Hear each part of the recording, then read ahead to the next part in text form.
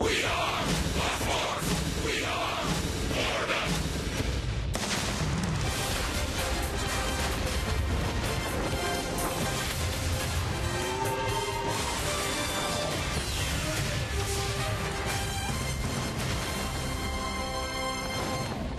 On a beautiful Sunday in South Florida, the Marlins and the Mets finish a weekend series.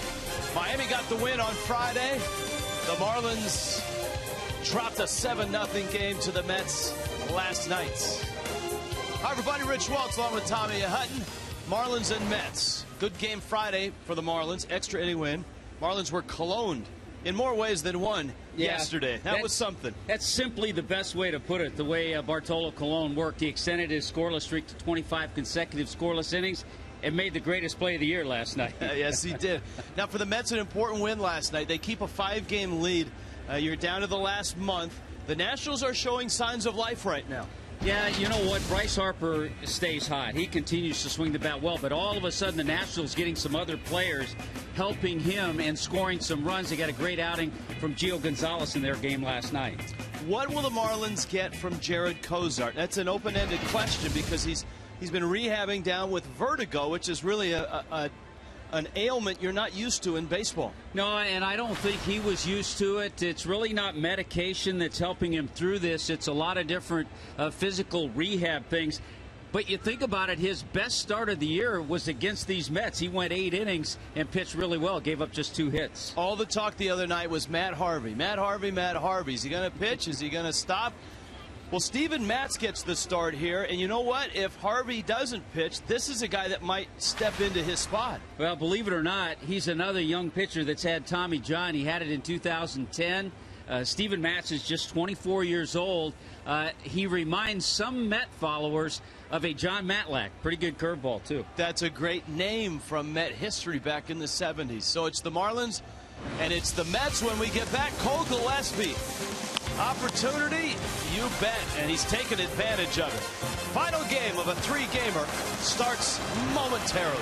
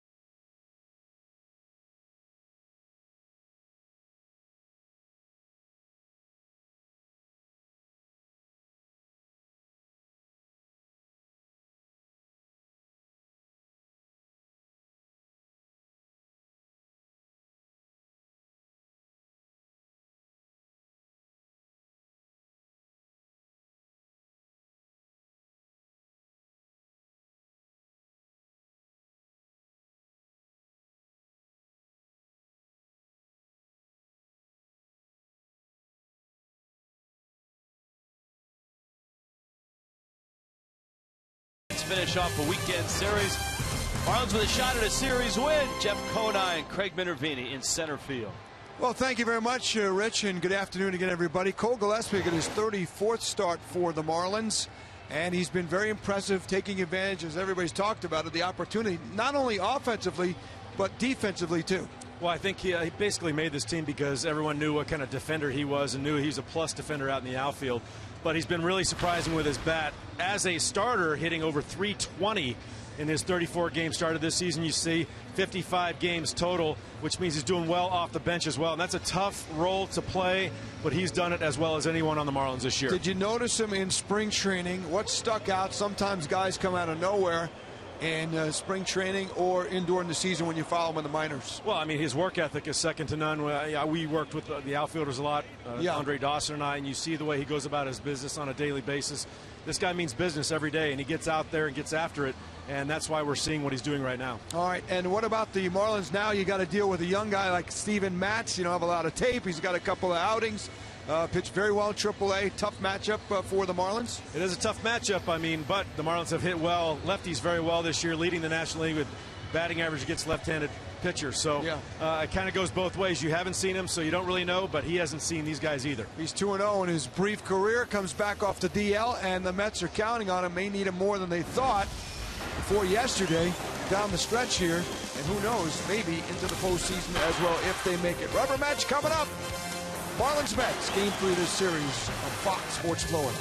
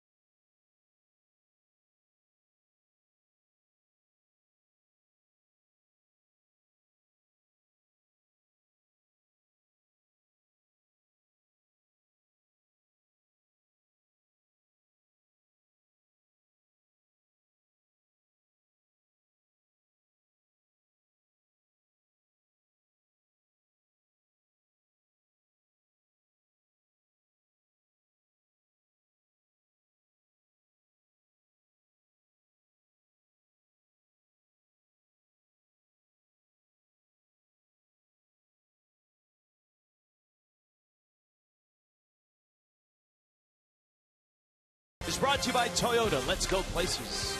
By Pico Painting Contractors. For top quality work, excellent customer satisfaction, visit picopainting.com. And by Auto Nation. Save on over 70,000 vehicles now. Visit us online at autonation.com.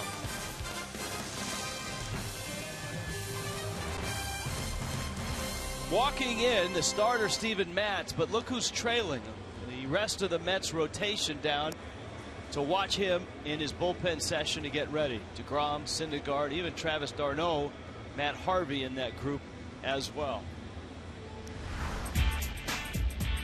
And here's the lineup for the Mets. It's brought to you by J.M. Lexus. Curtis Granderson back in right, leading off.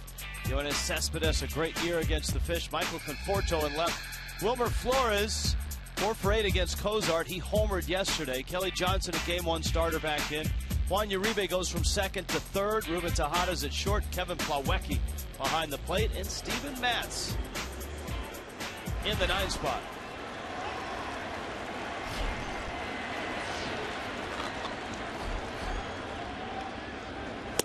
Curtis Granderson in the box. Jared Cozart waited a while to throw that first pitch. Brought to you by Pinch Penny. It's got to feel good for the 25-year-old to be back on a major league mound. And I think one of the things he's going to have to be careful of is just to try to channel all those emotions and, you know, just stay steady with that delivery that he has and not try to overthrow. A little Ryan Dempster-like wiggle with the glove as he sets in the windup. And they count 1 and 2, and an old style look with the pants and the socks. Hey, Dempster would go with that once in a while too.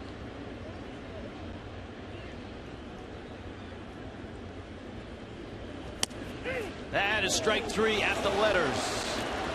Granderson watches. Cozart, a nice start. High heat. You got the call. Check out the defense behind Jared Cozart. Great plays in the ball game yesterday. Brought to you by BMW. Yelich, Gillespie, and Ozuna in the outfield. Martin Prado and Casey McGee at the corners. Rojas, D. Gordon up the middle. Jeff Mathis handles Jared Cozart. Here is Cespedes. Yoenis Cespedes in the 2 spot. He is homered and tripled in the series.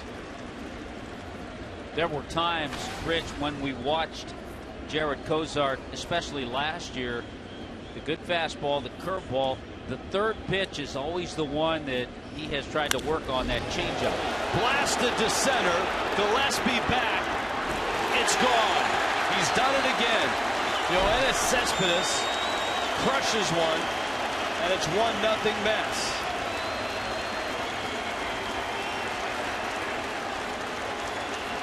My goodness. Going into the ball game yesterday, he homered in 3 straight. He didn't homer yesterday, but starts this one with an absolute shot.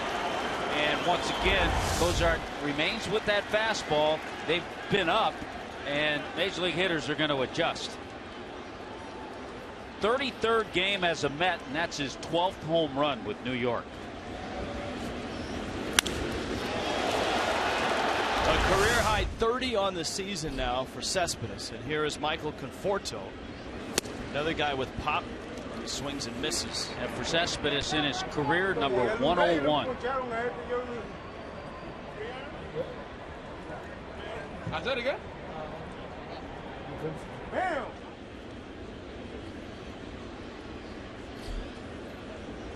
Conforto, a rookie, has been a nice supplement for the Mets, providing some pop, especially from this side of the plate. Michael Kadire still banged up. Marlins haven't seen him in this series. That's a hand injury for Kadire. A quad injury for Daniel Murphy.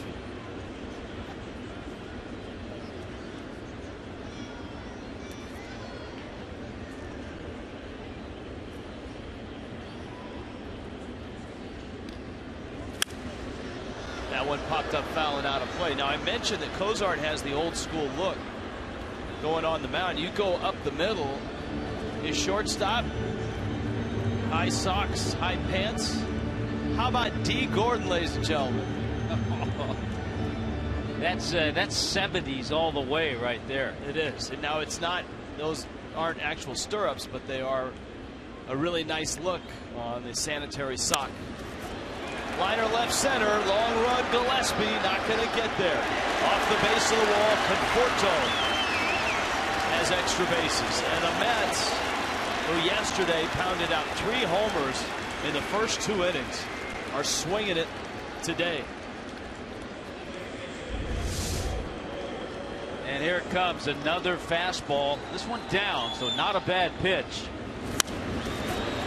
Just good hitting by a pretty good hitter. We've had a chance to see Conforto a number of games.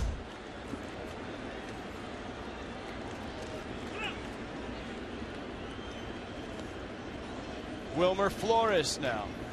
I'll tell you the interesting thing in the Mets lineup in this series, Terry Collins has used 3 different cleanup hitters. Flores today, Uribe yesterday, and on Friday it was Conforto, and the game before that is Philadelphia, David Wright. So they've had 4 different cleanup hitters their last 4 games. There are a lot of versatile pieces that Terry Collins can choose from. That's not something you could say about his team the last 4 years. He had a real limited roster. Flores swings and misses. A position that was a weakness for the Mets, shortstop, has got a nice lift from Flores, even though he's playing second. Ruben Tejada is the shortstop today.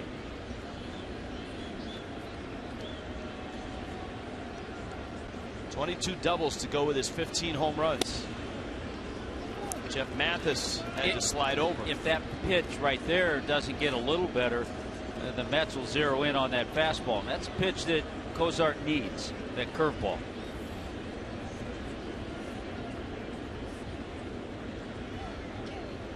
A home run by Yoenis Cespedes. Michael Conforto has doubled. He's at second. Good curveball there. Count evens, 2 balls, 2 strikes. It's really hard to, as you look at the grip, see it come out of the hand, tumbling down low. It's really hard to look at Cozart's rehab starts in the minor leagues and project, was he pitching well? Was he sharp, or was he just worried about health? And it's a really different animal starting in the minor leagues and rehabs, and then all of a sudden answering the bell in the big leagues. I think there's a fine line, and I think you have to have a little bit of both, personally. I hate to hear, well, he's working on things, numbers don't count. But his last start in A-ball, pitching against A-ball hitters, 4 innings, 5 hits, 3 runs, a couple of walks, 4 strikeouts.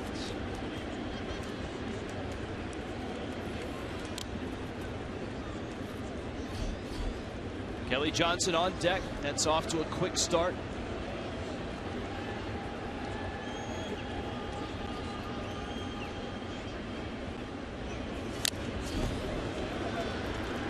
We'll kind of reacquaint you to the different grips Jared Cozart has. The 4-seam fastball, the curve, you see he spikes that index finger, and a changeup, which is his 3rd pitch, that you hope, as we see him this year and then even next year, that's a pitch he has to add and throw a little bit more.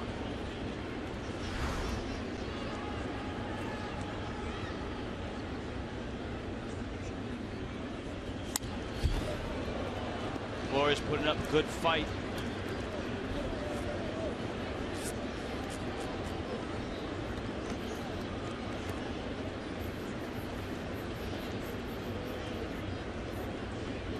Marlins will be in New York in a week and a half.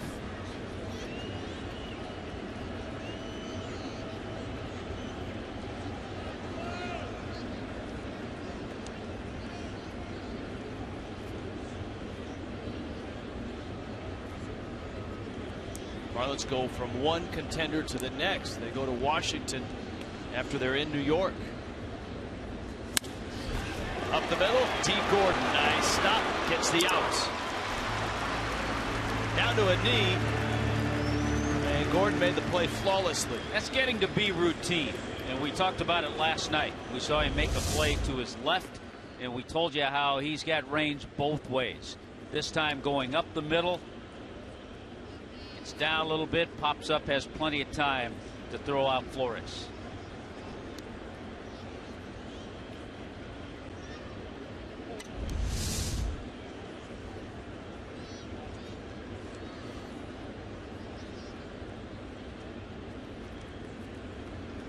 Kelly Johnson settles in. Who's always been a pretty good fastball hitter. It's 2 for 5, a couple RBIs in the series. Good pitch. Not a headliner, but certainly a nice piece that the Mets picked up. that trade with the Atlanta Braves. Juan Uribe, also part of that deal. Pulls a ground ball. Gordon to his left, captures it, and gets the out. Jared Cozart touched for a run, a long one from Yoenis Cespedes, and it's 1-0.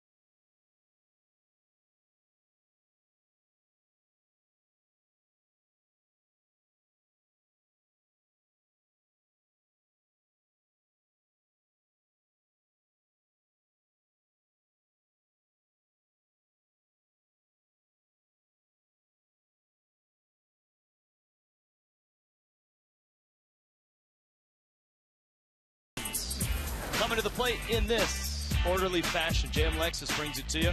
D. Gordon in the leadoff spot. Christian Yelich is hot. Martin Prado is hot as well. Marcelo Zuna hits cleanup. Casey McGee gets a start at first. Cole Gillespie in center. Miguel Rojas at short. Danny Echeverria still day-to-day with that tender hamstring. Jeff Mathis does the catching, and Jared Cozart slotted ninth. And for Miami, their first look at this guy, Steven Matz. And he delivers a fastball that is outside, and his stature and his importance seems to be growing by the hour for the New York Mets, with all the stuff circulating about Matt Harvey, and will Harvey refuse to pitch in the postseason. All of a sudden, Mats for the Mets. There's, yep, you got the Met fans with a really sharp, biting sense of humor. Mats misses, and the count's 3-0. And you have Mats making just his third major league start, first appearance against the Marlins. That's been a really interesting year, Hut, for Mats. He dominated in the Coast League, pitching in a hitter-friendly park in Las Vegas. And he walks D. Gordon. Then Mats gets to the big leagues. He makes 2 starts, and he's dominant in those starts. And he tears a lat muscle, and he goes on the DL. Defensively, Brought to you by BMW with Conforto, Cespedes, and Granderson in the outfield. Uribe, saw him a couple of games at second. He's over at third base. Tejada, Flores, and Kelly Johnson around the infield. And Kevin Plawecki is the catcher. A throw to first, and Gordon is back. Christian Yelich in the box. Martin Prado to follow.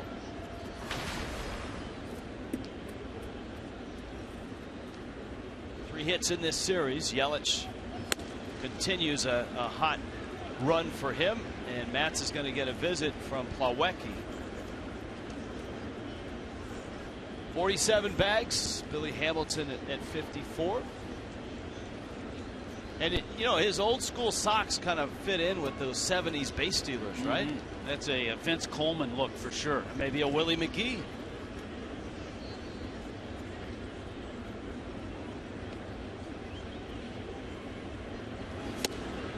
Yelich swings and misses. 94-mile-an-hour fastball. He talked about Matz's numbers in his 2 major league starts. 13 2/3 innings, 14 strikeouts. But he's up against one of the hottest hitters around. 6 straight for Christian Yelich, 11 for 22 during that time.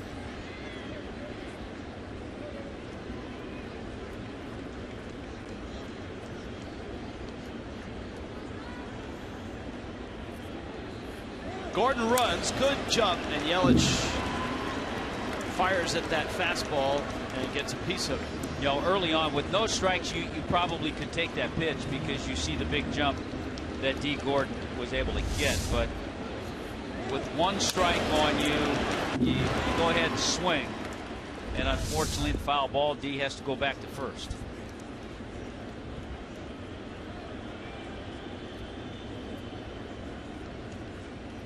One-two pitch. Runner goes, swing and a miss, and Gordon swipes the bag. And there's the sharp breaking ball that we've heard about from Matz.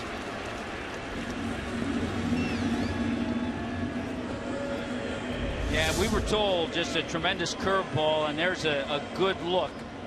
Christian Yelich will file that away. D. Gordon got such a great jump. Milwaukee had no play, didn't even throw.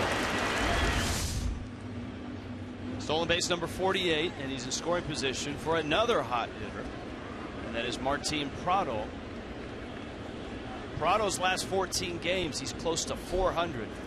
A couple homers, 5 doubles.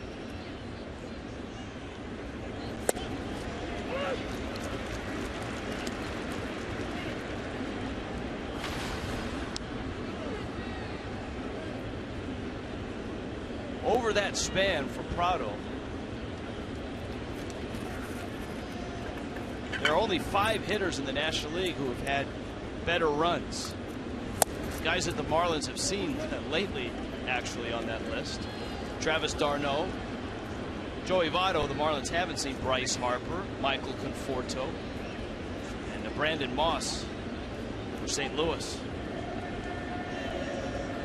Conference at the mound, I think the Mets wanted to make sure they saw the way D. Gordon was dancing off. Looked like he was timing Matz. Wanted to make sure he was aware of that. Changes his delivery.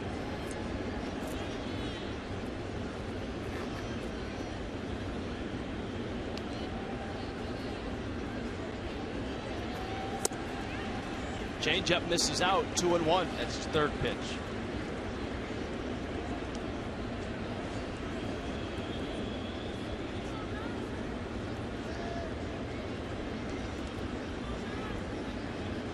Gordon has a healthy lead. It's a great take by Prado. Yeah, another change. Back to back on the changeups. And it just missed. It's not an easy pitch to lay off. Prado's been spraying balls in every direction for hits. He had the game winner down the right field line on Friday night. And that was the end of a 5-hit night, a career high. Marcell Ozuna on deck.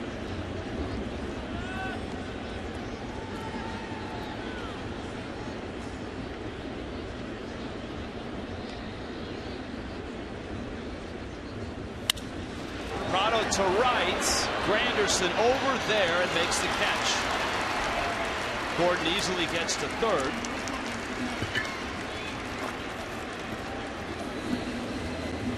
Two outs, and here's Ozuna. Another well-hit ball by Martin Prado, but Granderson able to go over near the line and chase it down. You know the difference when you look at the 2 starting pitchers today. We talked about Cozart's rehab starts, 8 of them, 0-3, an ERA of near 5. 4 rehab starts for Matz and an ERA of 1.20.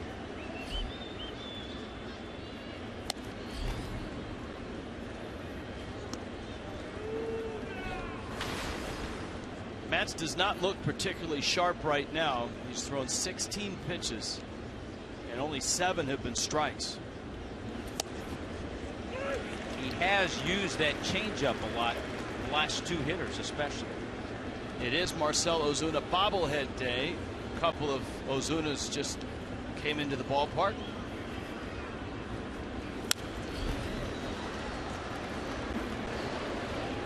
And he's in the bobblehead museum already.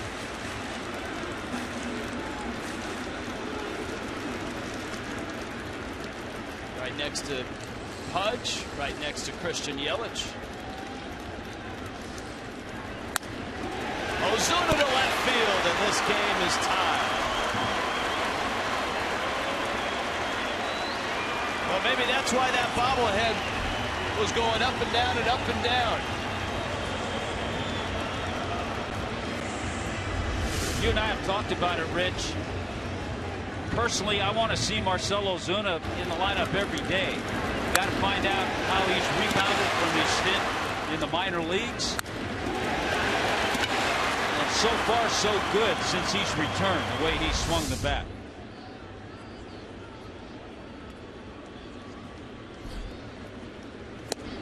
Now McKee. Casey's hit the ball hard twice in pitch hitting assignments in this series. A liner to right for a hit and one for an out. We don't quite have the same jiggle as the bobblehead museum, but the Ozuna bobblehead up here pretty happy. McKee guides a ground ball to third. Uribe the short way for the outs. There it is. RBI single. Marcell Ozuna on his bobblehead day ties it at 1.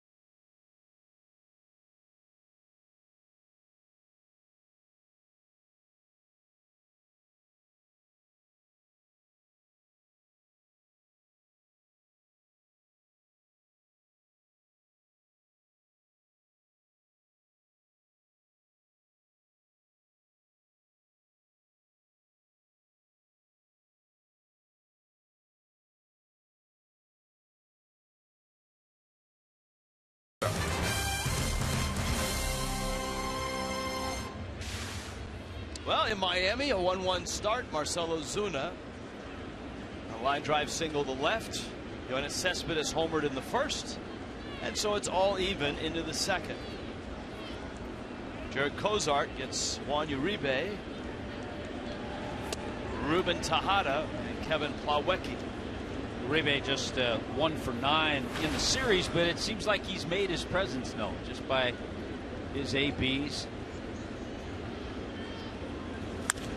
He's at a little more comfortable position today, third base, though, for him. Yeah, second base, not something he's done a lot of. Certainly a shortstop coming up, able to play the position.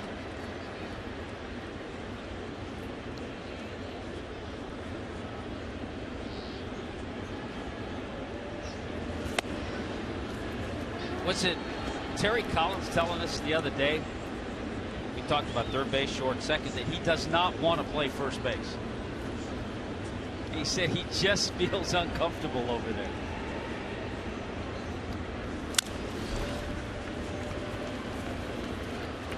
Gordon gobbles it up for the first out. Remember, tomorrow it's a holiday start, a matinee start at 1:10. Brewers and Marlins. All-you-can-eat seats are in effect. And, of course, if you're one of the first responders, military vets, a valid ID gets you a free ticket. Marlins.com, the place to go. Milwaukee, Miami, a 1:10 start tomorrow.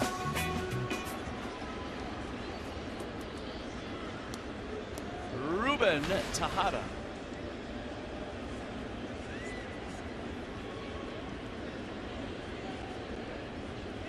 Tejada got the start in game 1 of he and Flores, the two shortstops that the Mets have played. Tejada's probably the best defensive shortstop, whereas Flores obviously has the best bat. 22 doubles and 15 homers for Wilmer. But don't tell that to the Marlins pitching staff, because Tejada's hurt him this year with not only hits, but big hits that have done damage and won games. He's cleared the bases twice. So 6 RBIs in 2 swings this year against the Marlins.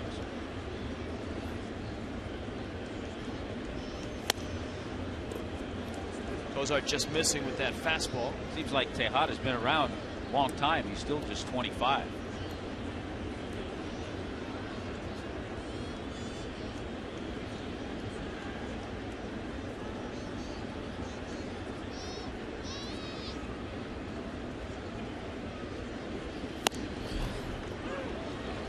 Cozart getting that letter high strike. Chris Guccione, the umpire, behind home plate. Corey Blazer at first, Jeff Nelson at second, and Laz Diaz at third. See that pitch right on the top of the zone.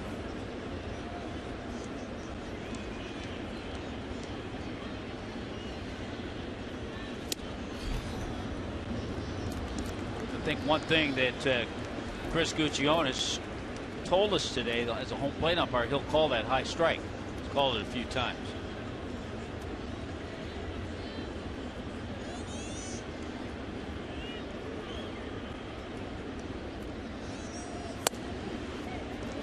It's in, and Tejada walks. First walk issued by Cozart. And that brings up Kevin Plawecki. Plawecki got a lot of playing time this year because of the injuries that d'Arnaud has suffered. Yeah, you look at the games started by catchers, and he started more than any for Terry Collins this year.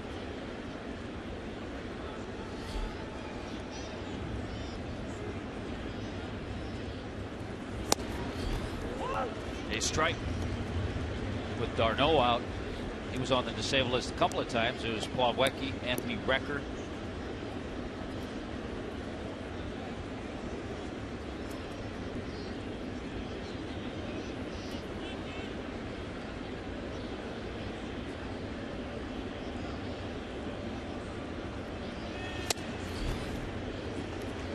Ball and a strike. The last start that Jared Cozart had at the major league level was at Wrigley Field on July 4th. Not a good one. Inning and 2/3. Remember, Chris Bryant hit a couple of home runs off of him. Good pitch.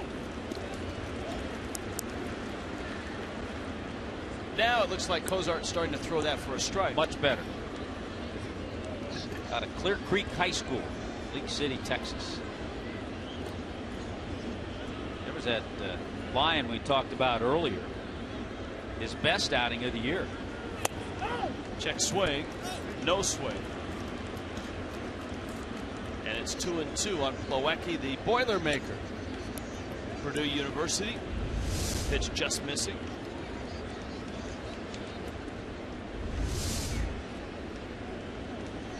Big Ten Player of the Year was Plawecki. He's only 24. Up the middle, and by Rojas into center. Cozart tried to get a spike on it, Rojas tried to get a glove on it, and I don't think either succeeded. The ball looked like it skipped off the mound or off the heel of Kozar. Hard to tell, but it changed directions a little bit. Right there. So it either catches his heel or just skips off the mound and finds its way into center field.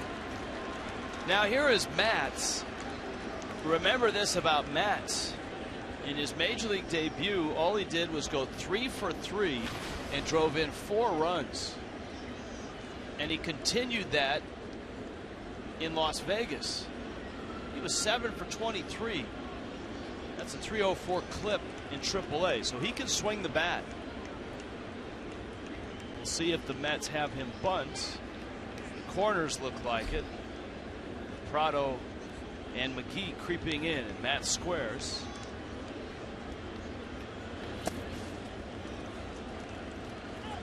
Old school pitcher, no batting gloves. Generally speaking, if you are a good hitting pitcher, you probably can bunt a little bit.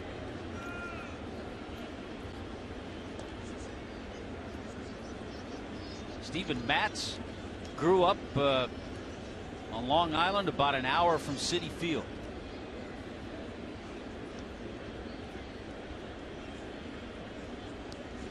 A native of Stony Brook.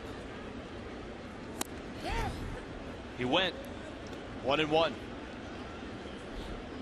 Craig Minervini, probably familiar with the area he grew up. Tim Tuffle, probably familiar with. Of course, he's been a longtime Met coach and player.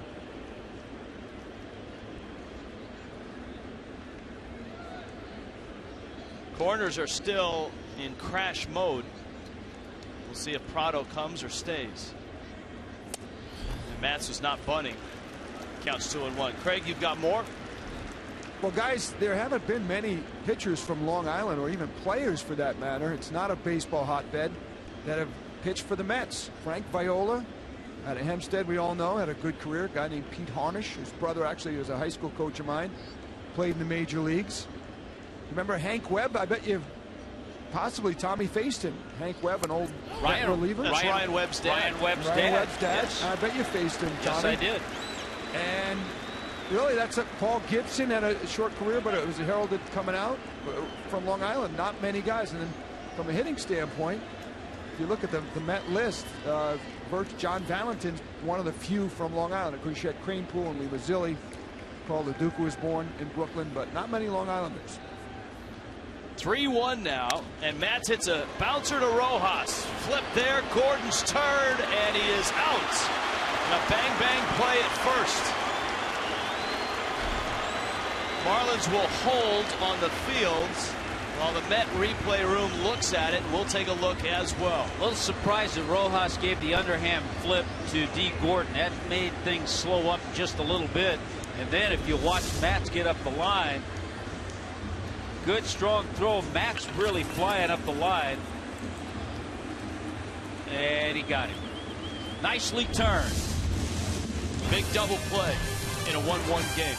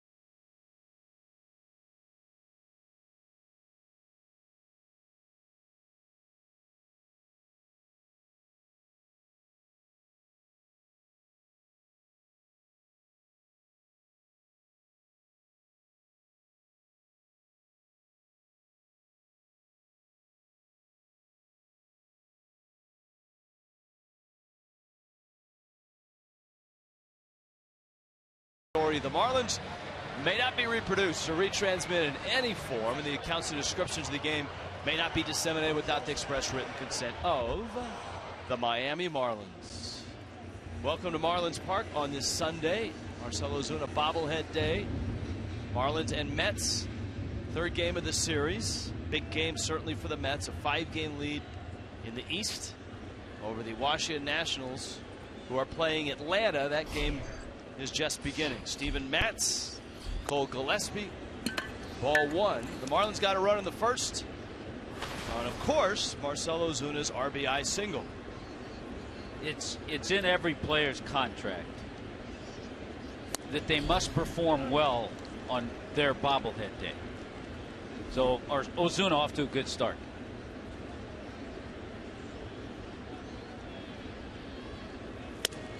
Gillespie takes a fastball up and in. Miguel Rojas, Jeff Mathis to follow. Gillespie in the 6th spot. Got Rojas 7th. There's the changeup. Yeah, and in a count that you don't expect changeup too often, especially from a young pitcher.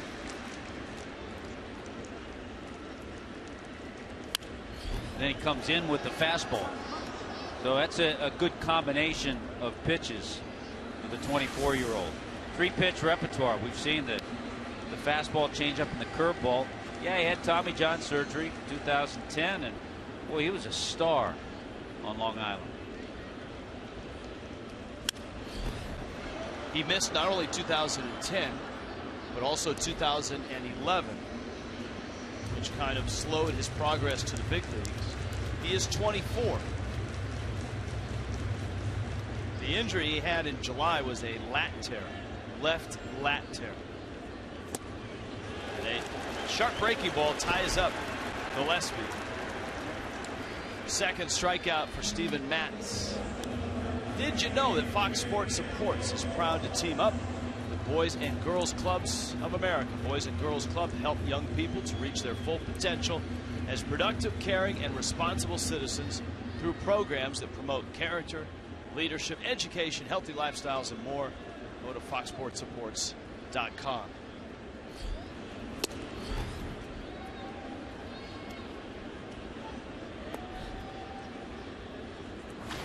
Rojas has started every game of this 3-game set, with Echeverria tweaking the hamstring in Atlanta. Tejada. Matz has 2 outs here in the 2nd. If you're familiar with the name John Matlack, you might see some similarities in watching Steven Matz. Matlack had really nice big league career, most of it with the Mets, quite a bit of it with Texas, but came up with the Mets in '71 when he was just 21 years old. He was the pitching coach in Las Vegas when I was there in the early 90s, and a very popular pitching coach. That was at Padres AAA at the time. Mathis shoots one up the middle. Diving stop. Flores on his feet and throws him out.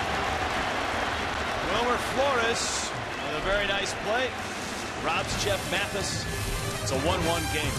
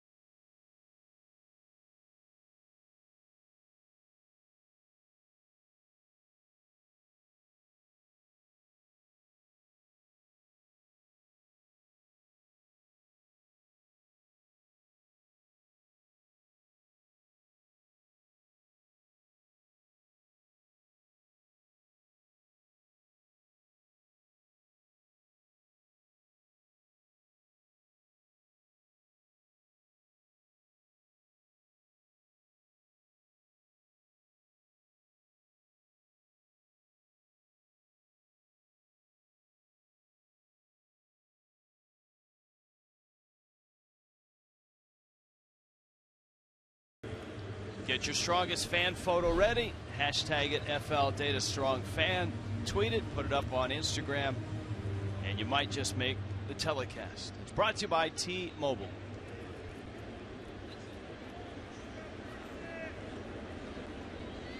Curtis Granderson, top of the order for the Mets. Big breaking ball from Cozart, who seems to have settled in a little bit since giving up that long homer to Cespedes and the double to Conforto.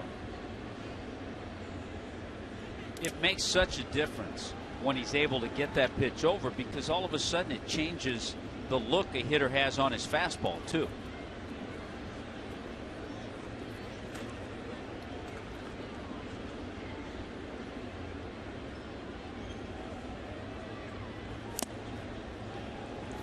And when he throws that fastball, at least when we saw him last year, it's usually low in the zone and it's got movement. Oh, it's got some life on it too, yeah.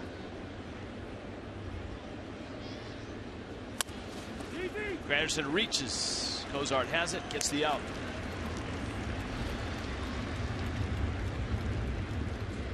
D. Gordon is really styling today. He's got the cool socks going, the high stirrup look. Got the blue sleeve.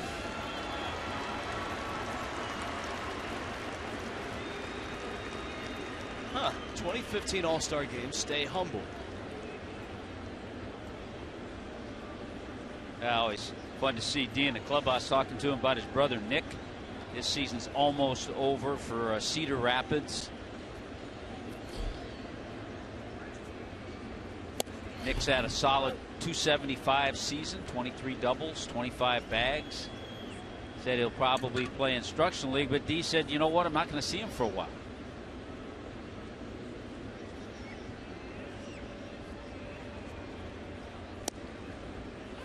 A strike to Cespedes. The nice thing about Nick's season is he did struggle early and made the adjustments, and that's a good sign. Cespedes blasted another homer into deep center field, deep left center field. His 30th of the season, his second of this series. We've talked about it over the last week, especially with the arrival in Atlanta of Hector Olivera. The fact that Cuban hitters have incredible power to center and to right center. Right center was where his first homer went. And in this ballpark, to power it out to center or to deep right center, this is as deep as you'll find for a right-handed bat. That's really impressive. That's why the 3-run homer last night in the first inning by Travis d'Arnaud was impressive. Right-handed hitter hit it into right center. 433 feet last night for d'Arnaud. There's a lot of home run stuff buzzing around baseball. David Ortiz just hit his 497th home run. So he's 3 away from a big milestone. That's 31 on the season for Big Papi. Nolan Arenado of the Rockies has homered in 6 consecutive games. He's 2 shy of tying the major league record, held by a lot of guys. Dale Long, Ken Griffey Jr., I think Don Mattingly as well hit homers in 8 consecutive games. I don't know if I'm missing a player, but I know that trio is on the list. Bouncer to short. Rojas has it. And Jared Cozart starting to get ground balls, and that's a great sign for him. He had 3 ground ball outs in the second, 2 ground ball outs to finish the first, and now he's got 2 here in the third. I think a lot of people, Rich, would be surprised that Nolan Arenado of the Rockies tied for the league lead in home runs, tied with his teammate Carlos Gonzalez, each with 36. And Arenado leading the league with 105 RBIs. The Rockies, however, 56 and 79. Well, what a difference that pitch has made for Cozart.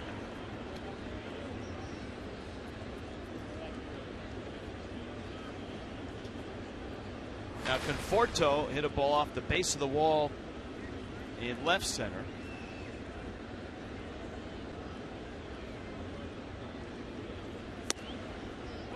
Beauty.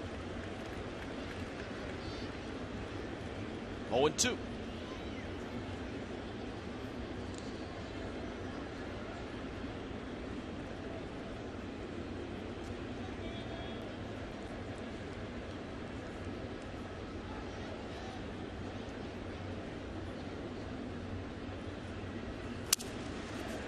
busted bat and a base hit down the line. Yelich over for it. Conforto quickly into second. 2 doubles for Michael Conforto, the rookie. Well, that's just a good pitch that turned into a double. After the breaking balls, he jams, saws off, breaks the bat of Conforto, but he's able to drop it in the right spot and get himself a 2-base hit.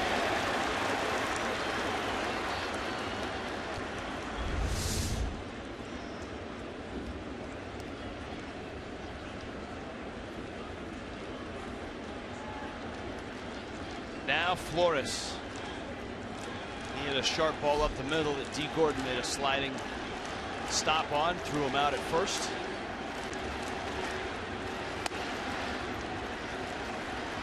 As usual, a pretty good contingent of Met fans here, and obviously buoyed by the season they've had and the position they are in. Yeah, we had a few years where the Mets fan contingent was a little light here in Miami, but they've been out this weekend. And for good reason. Their club's playing well.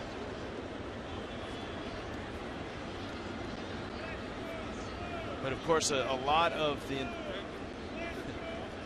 glow this weekend, or I guess the spotlight this weekend, suddenly went from the Mets on the field to Matt Harvey off the field. And what would happen if the Dark Knight goes dark and does not pitch after what? He's got 14 innings to get to 180. Flores can't check his swing. It's 1-2. Well, and certainly today, some very descriptive headlines in the New York Post and the Daily News. I thought today, just in reading on Sports Illustrated's baseball page, Sandy Alderson was quoted as saying that nobody told him about 180 innings until last week.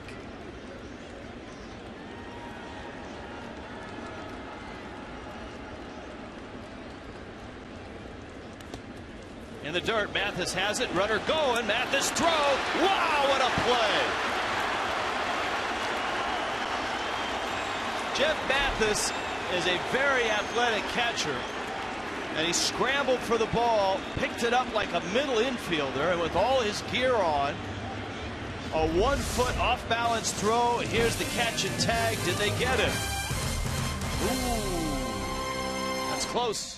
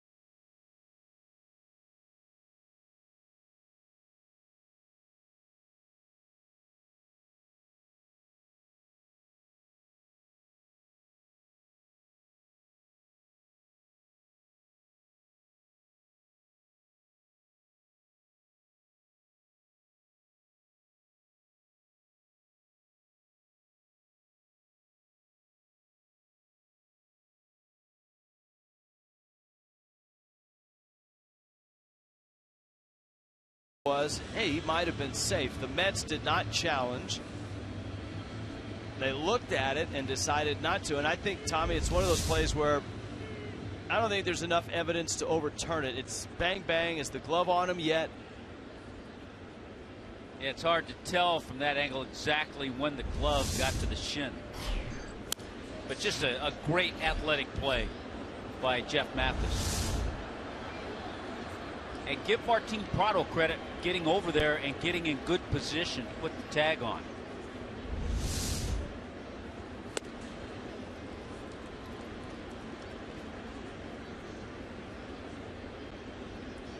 Love talking catching with Jeff Mathis. The nuances.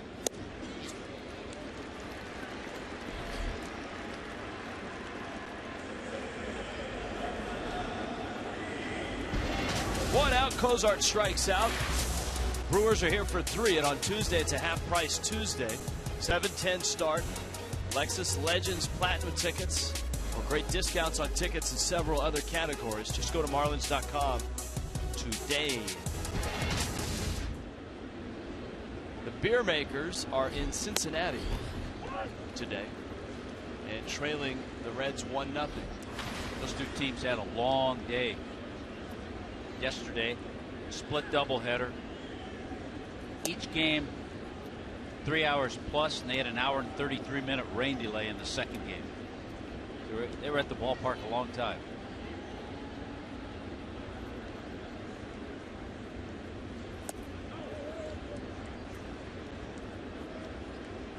D. Gordon takes 2-1. Continues to hit well against lefties.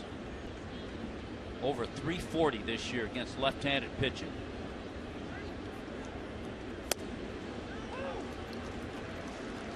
Gordon walked in the first, stole second, scored on the Ozuna RBI single.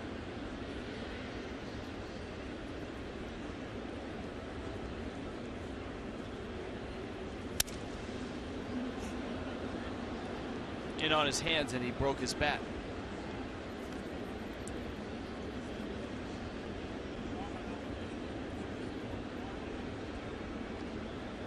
Steven Matz last year, the Mets minor league pitcher of the year, A-ball and Double-A. Won 10 games but had an ERA in the low 2s. And at the time of his promotion in late June, he was leading the Coast League with that slender ERA of 2.19.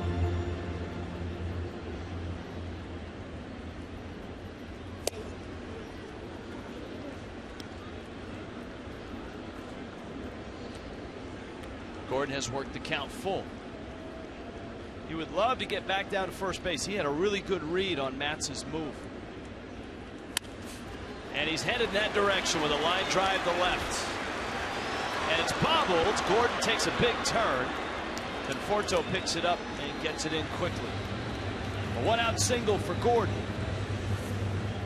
Yelich comes up. Just another terrific AB.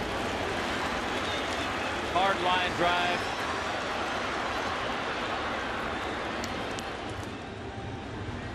Off the heel, but Conforto rallied, made a strong throw to second base. Yelich, a bouncer towards second. Flores, Tejada. That's a double play. Mets get a double play. They erase Gordon and Yelich. And this ball game speeds into the fourth. It's turned into a pitcher's duel, hasn't it? Steven Matz, Jared Cozart. Both guys coming off the disabled list.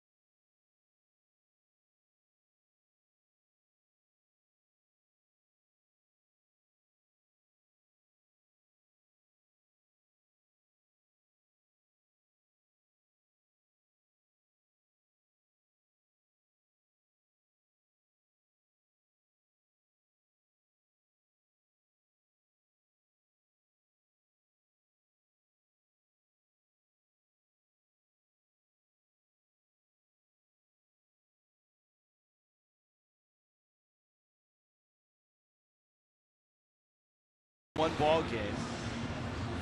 Jared Cozart, Steven Matz. Both gave up first inning runs. Both coming off the disabled list.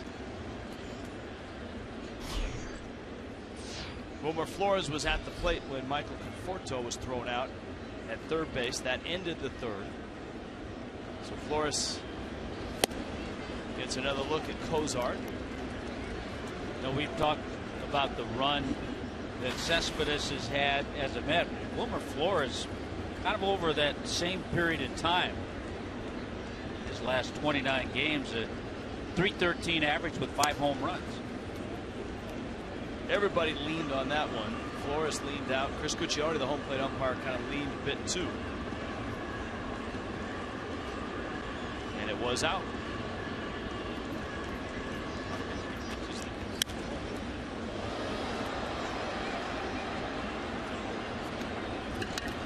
The other thing that you forget about Jared Cozart, we talk about ages of guys. Cozart just 25.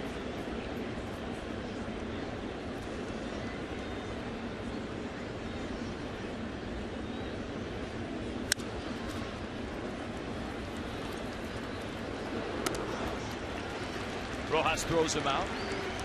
Remember, Cozart came over to the Marlins from the Astros end of July last year.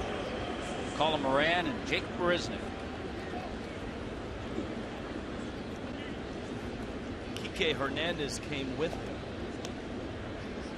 And Hernandez sent to the Dodgers in the D. Gordon trade. Hernandez has actually had a nice run this year with the Dodgers. Checking on, of course, Marisnick got off to a pretty good start, but he's kind of settled into a part-time extra outfielder role with Houston. And Colin Moran was in Double-A with the Astros this year.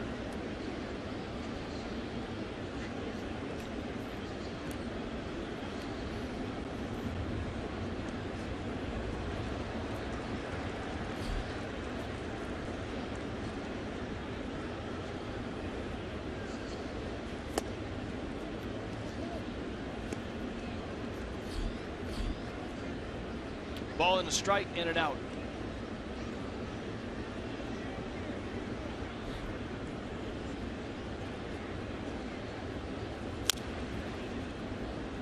I think you could really see the difference in Cozart, how he settled in after that first inning. You know, he had the nerves. He hadn't thrown in a while at this level. He wasn't able to establish the curveball in that first inning. But everything's fallen into place much better.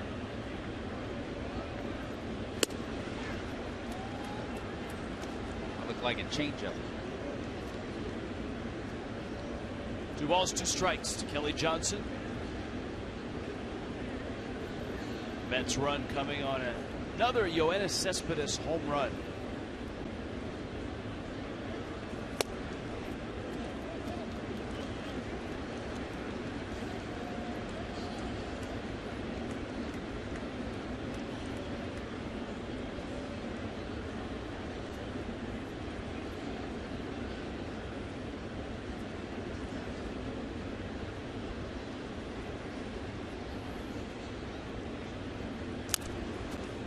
Fouled at the plate. Somebody was telling me the other night when Martin Prado got the walk-off hit that there was an interview going on at the same time with Papelbon in the Washington game, and they had the Marlins game on in the background, and he paused during his interview and thanked Martin Prado for the walk-off. Johnson strikes out. There are 2 outs now, and here comes Juan Uribe. Tomorrow for Miami, it's the Brewers, a 12:30 start. 1 o'clock game. Justin Nicolino gets the start. The Mets actually see those Washington Nationals. They get Max Scherzer tomorrow, a Nice-Scherzer matchup. Yeah, a big 4-game series. Matt Harvey, who was only thinking about this start. That's it. Starts on Tuesday against Jordan Zimmerman. So an opportunity for Washington to make up some ground, or for the Mets to keep pounding the Nationals further down the ladder. I'd say a huge series for both clubs, but probably bigger for Washington. I mean, if they split the series, the Mets maintain their lead.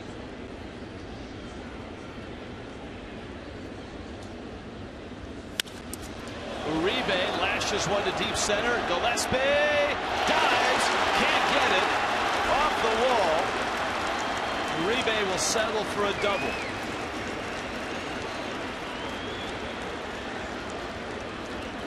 Well, we talked about it before. It's his second hit in this series, but this ball jumped. Juan Uribe still has a little pop in that swing, just out of the reach of Gillespie. Cozart upset with giving up the 2-out base hit. The Mets, by the way, are 7-6 this year against the Nationals.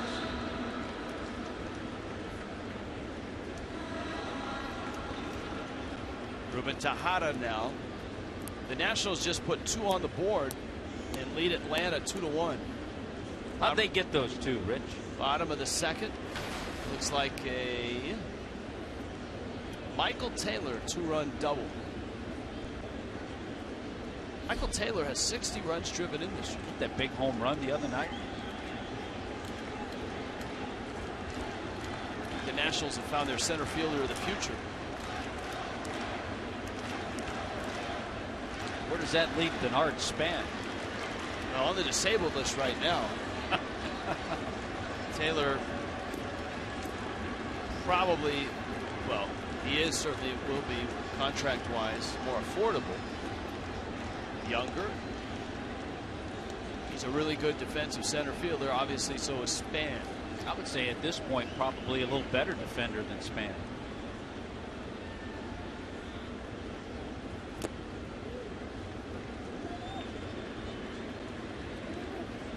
This is where you start thinking about the pitches for Cozart. Next one will be number 75.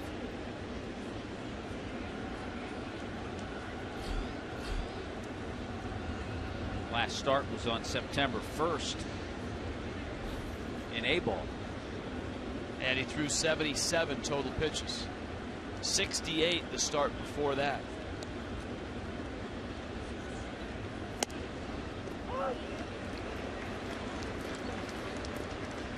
So I'm sure Dan Jennings would love to see Cozart get through this inning and then possibly one more. He gave him 5.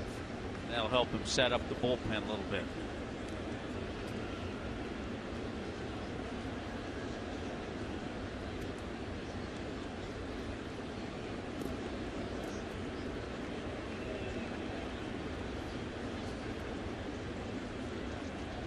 New York has 3 doubles, a homer, and a single in this game. And yet it's 1-1. Bouncer to short. Rojas gets the outs, and Cozart is through 4. Hello, a Sunday Monday. 1-1.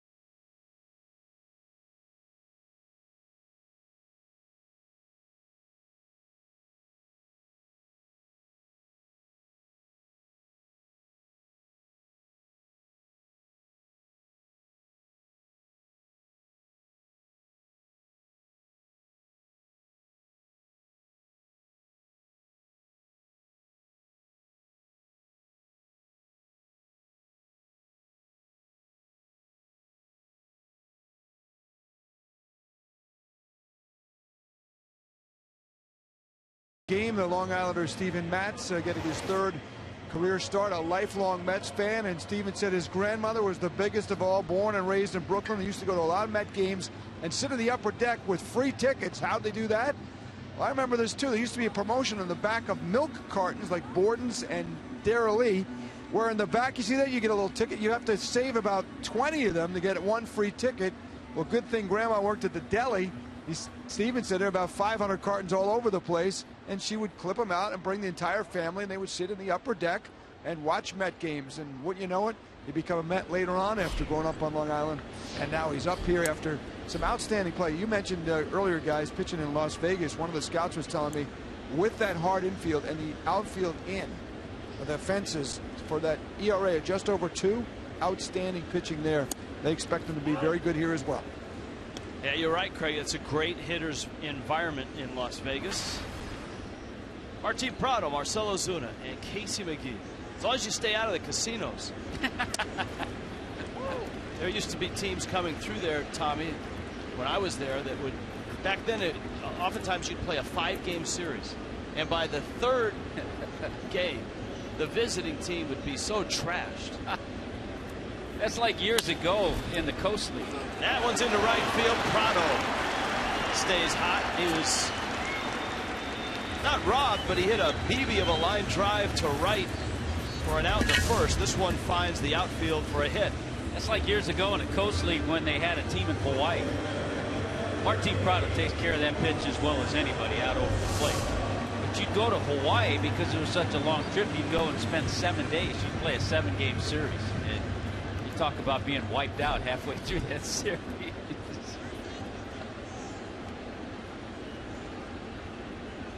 Here's Marcell Ozuna. Ozuna shortens the bunt. I suspect that's on his own.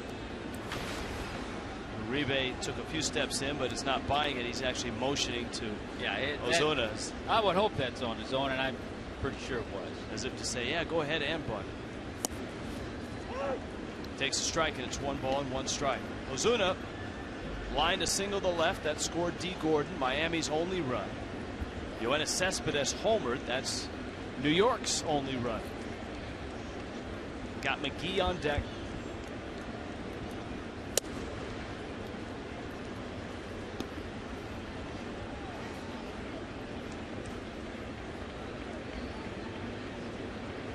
Pitch number 50 coming from Matz. Look from the Budweiser bow tie balcony. That's a great place out there. Yeah, you can sit down, you can relax, you can get up and stand a little bit if you want. They miss Giancarlo Stanton out there. Yeah.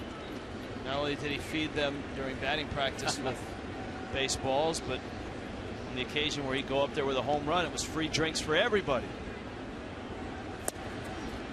There are reports today in a variety of publications, Clark Spencer of the Miami Herald for one, that there's a chance Stanton will not be back this year. I hope those reports aren't correct, but you never know. 3-2.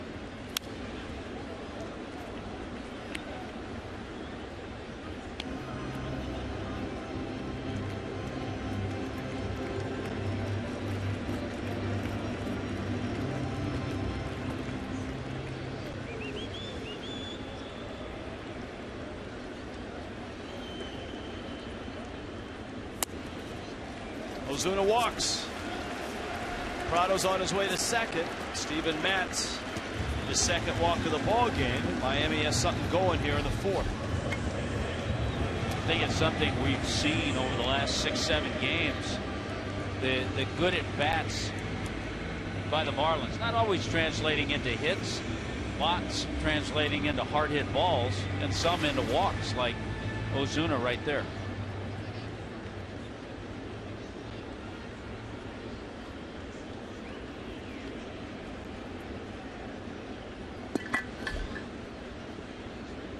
So McGee now mounts into a fielder's choice in the 1st.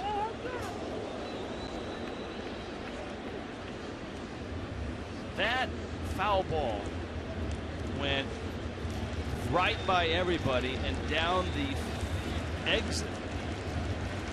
And I don't think anybody saw it.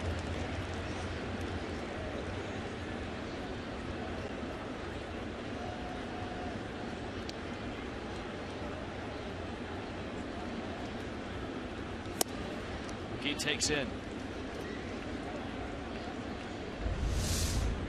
Watch the alleyway. Oh, look out. Oh! Watch the drink. You know, I would say it's beer is good for the hair, but he doesn't have much of it. So McGee to left. Conforto is there, and he makes the catch. But admirably, Tommy, he kept the rest of his drink intact. He did. He had about, see right there, at least a good half of it is left.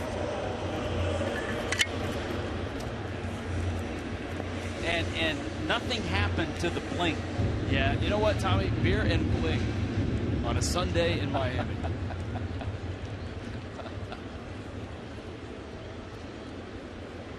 Notice he moved a little bit, too. So McGee lines out. Here's Gillespie.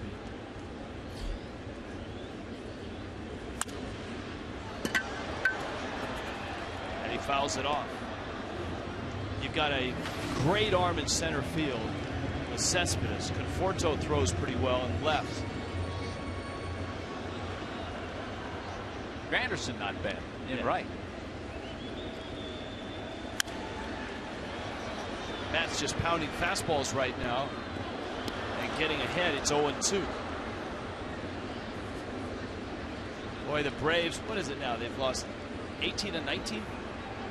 Yeah, they've lost 11 in a row. I know that.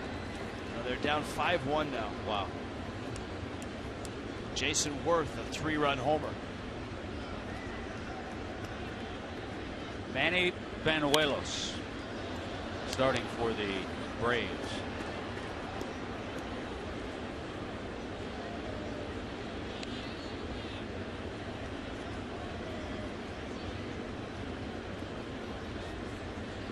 Two.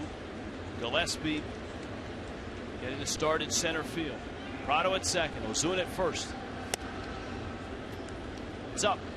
When does he pull the string? When does he throw the changeup? It's been all fastballs to You know, it has, and the Marlins have actually made him work in this inning. A good AB by Prado. Ozuna was able to draw the walk.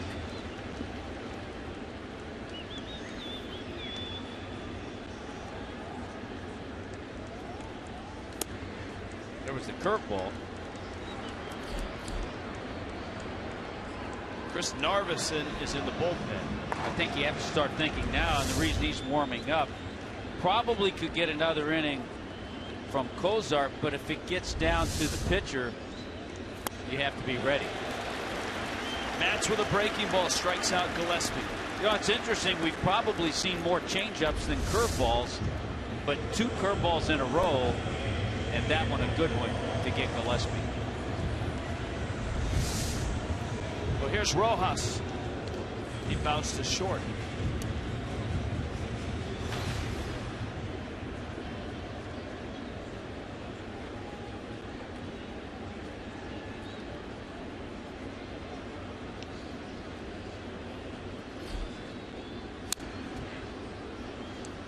Foul back. Toronto leads the American League East by a game and a half, and they lead the Baltimore Orioles 5-0 in the 4th, while the Yankees are getting shut out by the Rays 3-0 Tampa Bay in the bottom of the 5th. That's a Chris Archer start. He's allowed just 1 hit through 4 innings. Yankees are the #1 wild card team in the American League. Texas right now is in that 2 spot. That second wild card spot in the American League has hopscotched. Isn't Minnesota still involved? Minnesota's still involved in that. Texas is there. The Angels are falling back. They're 3.5 behind Texas. Of course, the Rays have postseason aspirations, but they're at 67 and 68. They're 1 under.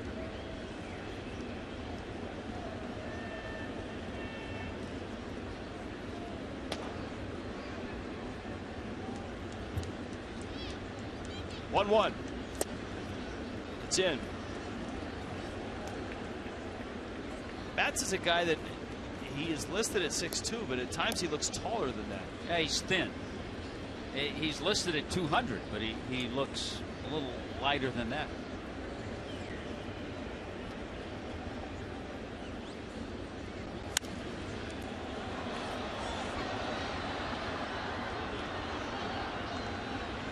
There was a left-handed pitcher a few years back who, as a kid, Matz worked with a lot. He helped him. One of his coaches coming up Little League, Neil Heaton. Remember the name Neil Heaton?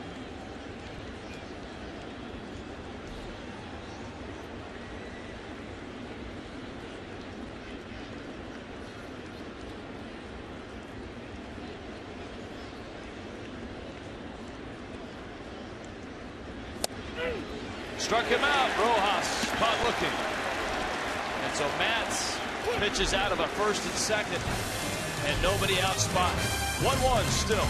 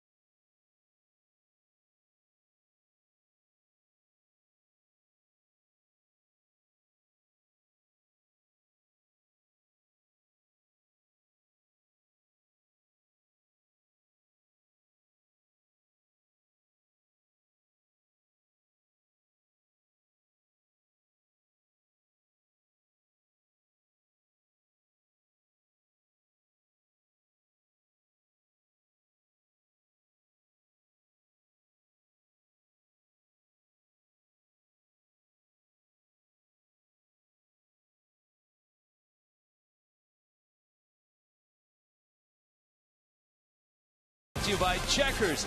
Epic meals. Epic deal. Escalator cam. Nice. Marlins Park 1-1. Mets have 5 hits. Marlins have 3. The return to the mound for both these pitchers. For Jared Cozart, vertigo. And a season essentially lost because of it. This is his 9th start. For Steven Matz, a torn lat muscle. Matz pitched so well in AAA. He was promoted in June, made 2 great starts, and then has been on the shelf since. And they have sparkled here with some help from their defense. A 1-1 game into the 5th. Well, and you look at the year for Jared Cozart at the major league level coming into today, just 45 1/3 innings. So you want to see, you and I talked about it earlier, the organization wants to find out about Jared Cozart. Is he going to be the guy that was a 13-game winner last year between Houston and Miami? Bouncer wide of third.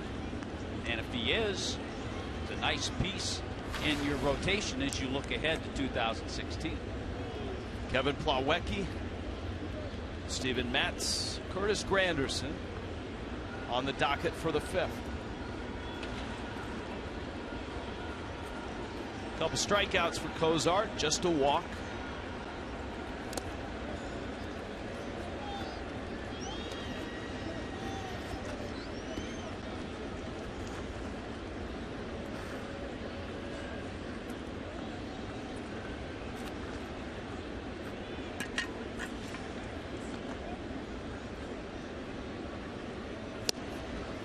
Nice.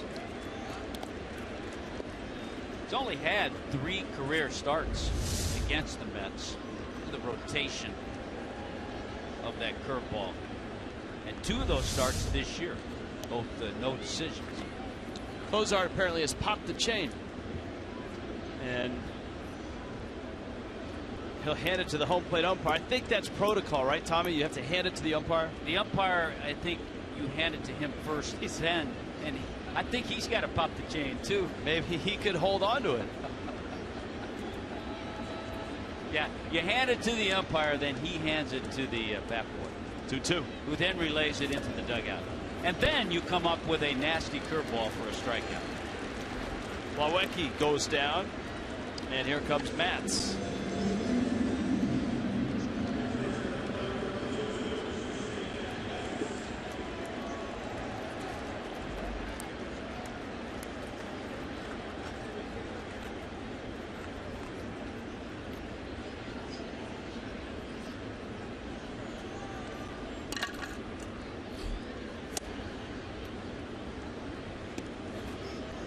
Matz bounced into a 6-4-3 double play. We documented his big major league debut in which he went 3 for 3, drove in 4.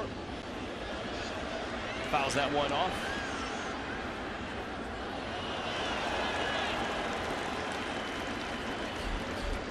He's driven in 5 runs already, and that was in just 2 games. Mets pitchers have done a pretty good job. DeGrom with 9 hits. Syndergaard has 7. Bartolo Colon with 7 hits this year. It's contagious.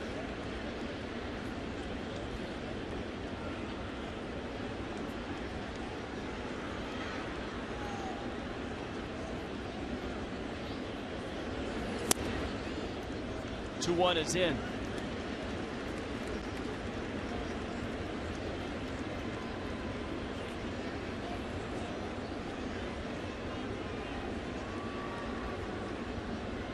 He's the first player to go 3 for 3 or better with at least 4 RBIs since 1920.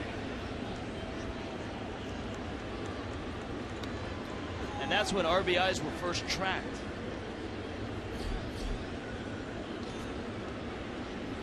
Only Dwight Gooden in Mets history has had a game like that. And it obviously wasn't in Gooden's debut. 3 hits, 4 RBIs as a pitcher.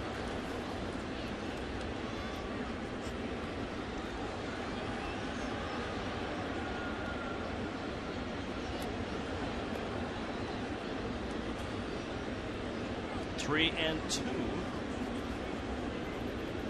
to the Mets starting pitcher, whose importance to the club may have jumped a few notches with all the Matt Harvey discussion in the last 48 hours. Prado has to go get it across the diamond in time. 2 outs in the 5th. Wednesday, the homestand and the Brewers series concludes at 7:10. Bring your Chevron receipt of 8 gallons of gas or more to the Marlins Park ticket office. Get your choice of an $18 Lexus Legends level ticket or a $28 home plate box ticket.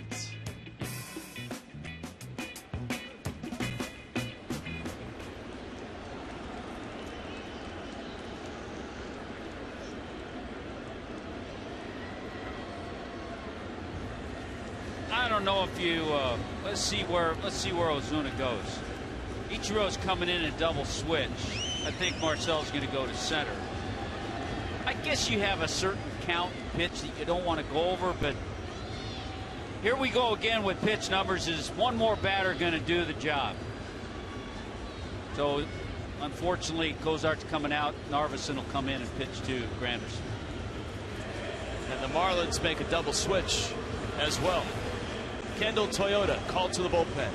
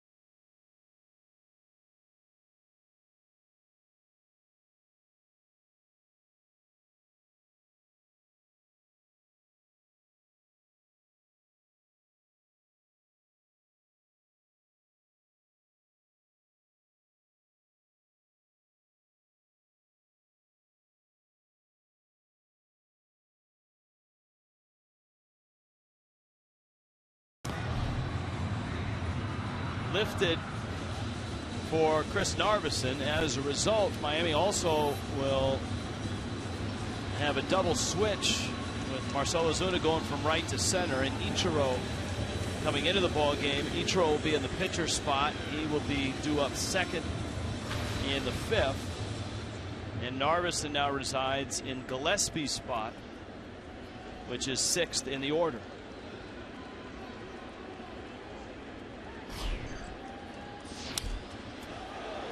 Granderson going after that first pitch. Ozuna's over there, and he makes the catch. Well, that was nice and tidy, wasn't it? One pitch gets the out, inning over.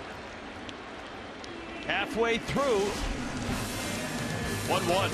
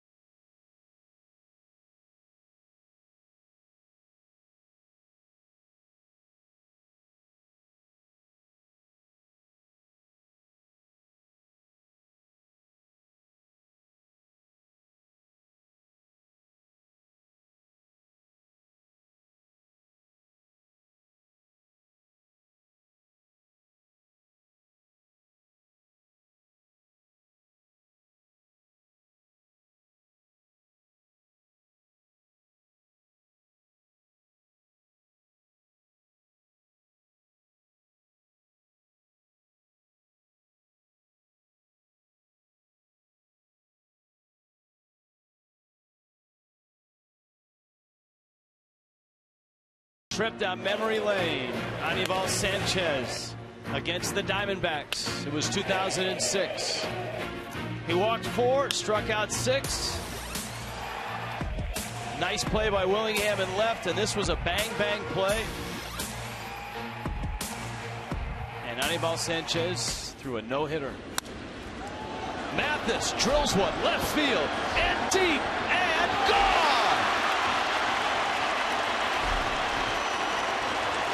And Miami has the lead.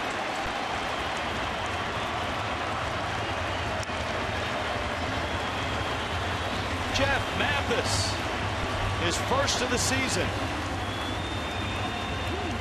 Well, it's going to be a great feeling for Jeff Mathis. Been a tough year for him. And look at that. He's getting the silent treatment from the guys in the dugout.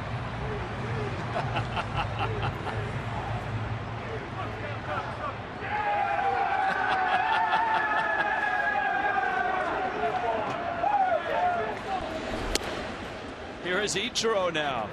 You know what? Watching Mathis and his at-bats over the last 7 to 10 days, he's hit the ball hard and has had some really good swings, much better than earlier in the year. Ichiro flips one to left. Mathis was robbed his first time up, hit a shot up the middle. Homer Flores at second base made a good play.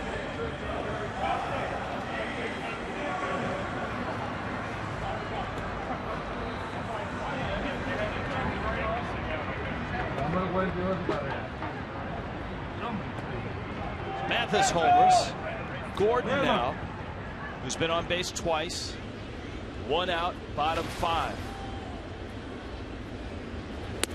Matz has allowed 3 home runs now in 18 innings of work in the big leagues.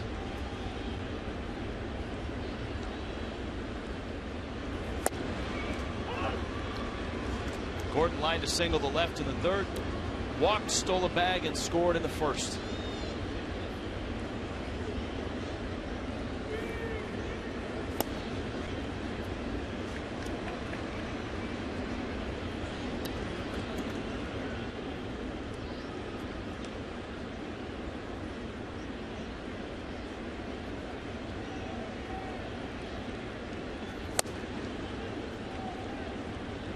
3-1. Matz has had trouble throwing strikes to Gordon. He's been behind him in both at bats.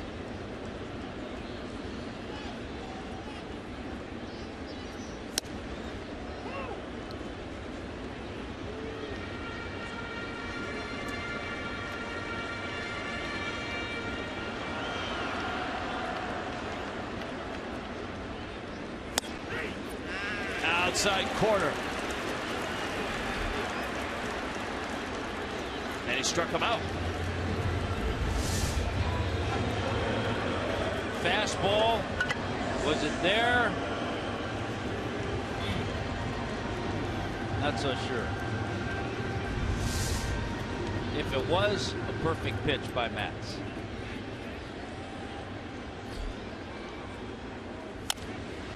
Yelich. And Matz pounces on it, but the Marlins take the lead. Jeff Mathis muscles up. A solo homer, his first of the year. It's 2-1 Miami.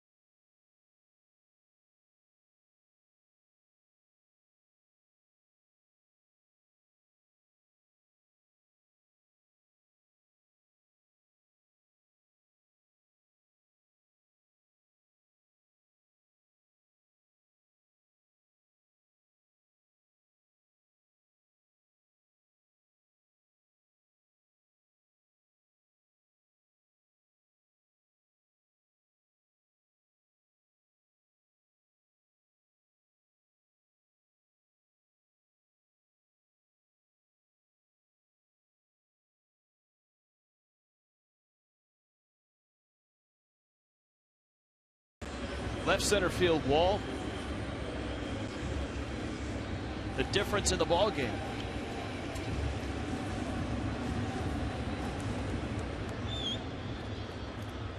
And so now it's Chris Narvison's job to keep the Mets quiet. Not easy to do. The Mets, the best offensive team in baseball since the 25th of July. Cespedes, Conforto, and Flores. Yeah, you talked about that earlier, Rich. #1 in the major leagues, runs, home runs, RBIs, slugging percentage since that date.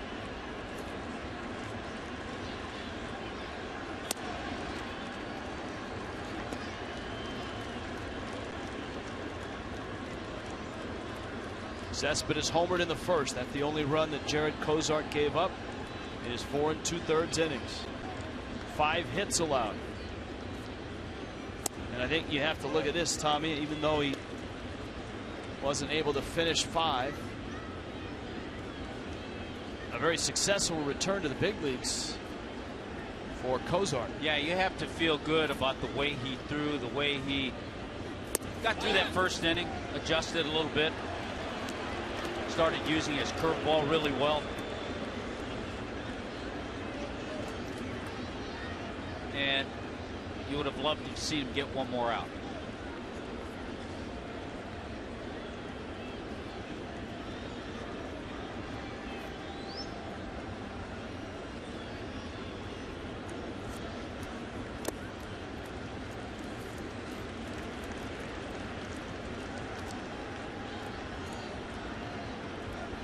Count full. It's 3-2.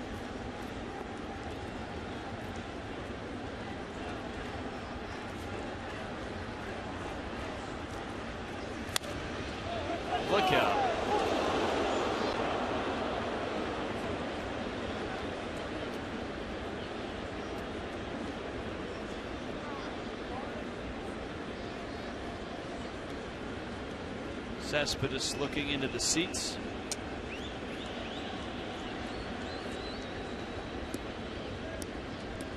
He knows he hit that ball hard.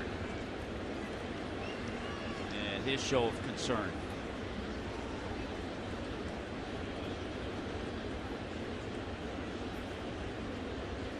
You don't often see everyone stop on the field, but obviously of great concern. Mathis is out to talk to Narveson.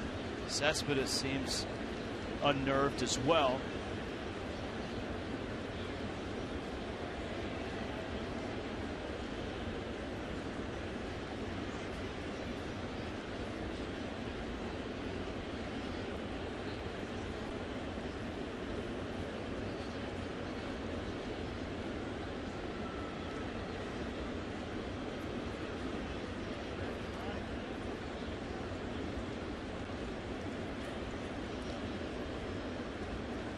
And so Cespedes steps back in. 3-2. Up the middle and into center. Boy, he's a good hitter, and he's tough to pitch to. A leadoff hit here in the 6th. Fan photo. Brought to you by T-Mobile. Data Strong fan of the game. Hashtag NFL Data Strong. Dory. There you go. Fish family. Now Michael Conforto. Couple doubles for Conforto.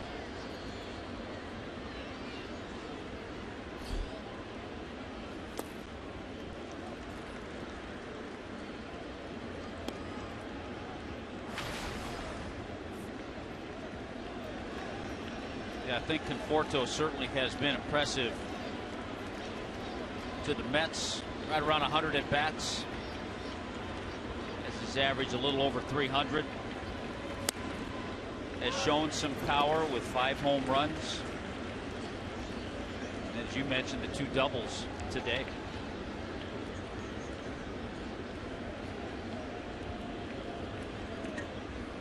Good looking young hitter.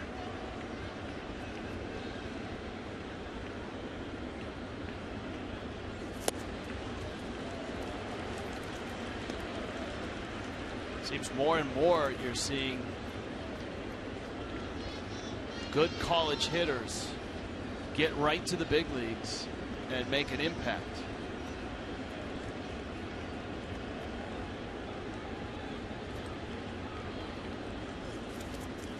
In the dirt.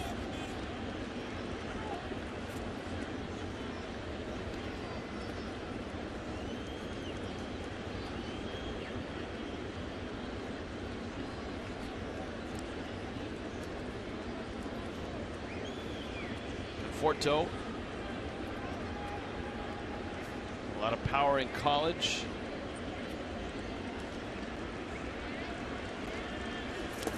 And he swings and misses that one. Narveson gets him. Now the veteran Chris Narveson cut him up right there. Made some really good pitches. Got him to chase that slider off the plate and away.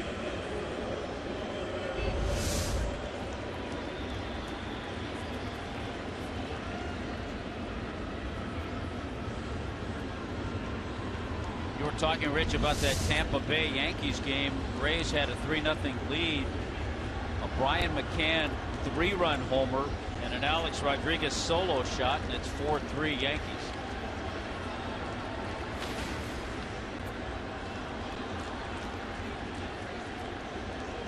The fan who was injured is now up and walking and on their way out.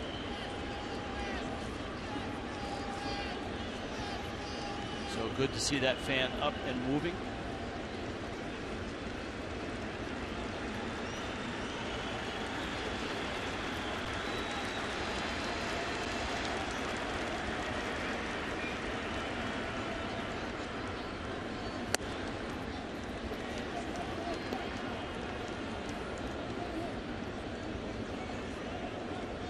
I remember talking to Narveson a couple of days after he had to come out of his last start with that little blister, but it was in an area that he said is certainly common and nothing serious.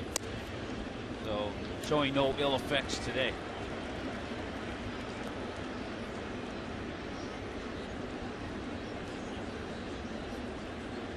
He's 2-0 on Wilmer Flores, who was bounced out twice, homered yesterday.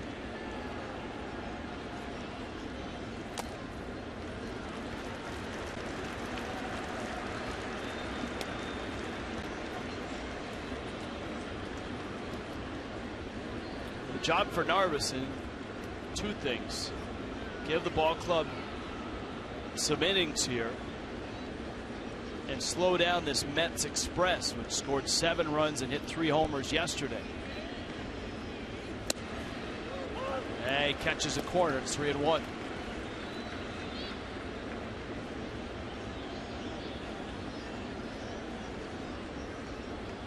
Wonder if Cespedes will be on the move. 3-1 with 1 out. He's increased his lead a couple steps. Not running. To left, hit well. Yelich got turned around. It's deep, and it's gone. And Wilmer Flores puts the Mets back on top.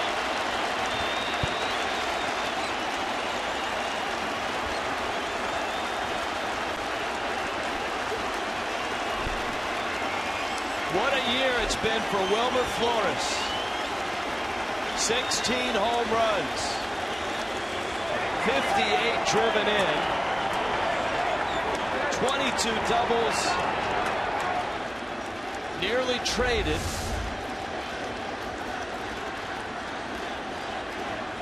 Boy, out over the plate. Drops it into the Clevelander. Might have found the pool.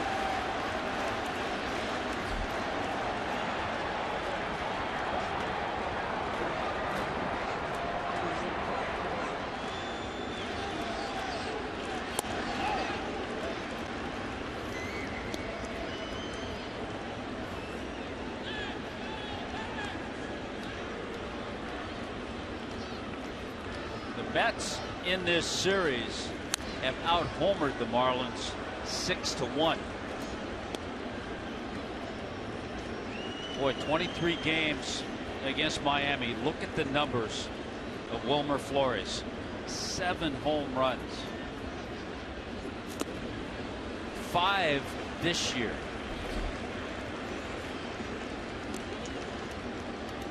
Johnson strikes out.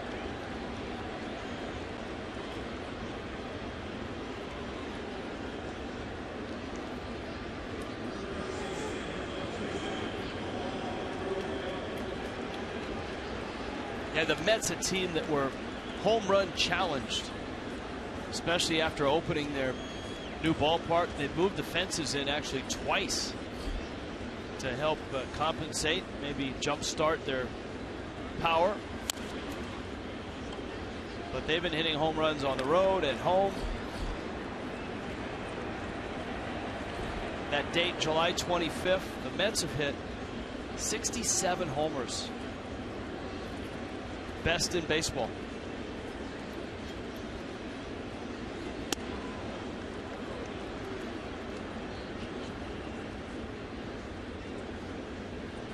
If the Mets do get to the postseason, if they get deep in the postseason, if they get to the World Series, how big will that Wilmer Flores night be at Citi Field? It'll be talked about by many. Carlos Gomez, a target of the Mets. The trade was said to have gone down. Fans. And by the way, I checked Carlos Gomez's statistics. And we've talked about what Cespedes has done and how that's allowed Flores to do what he's done. Bouncer, Prado, across the diamond. Wilmer Flores, a 2-run homer. And the Mets pull in front. It's 3-2.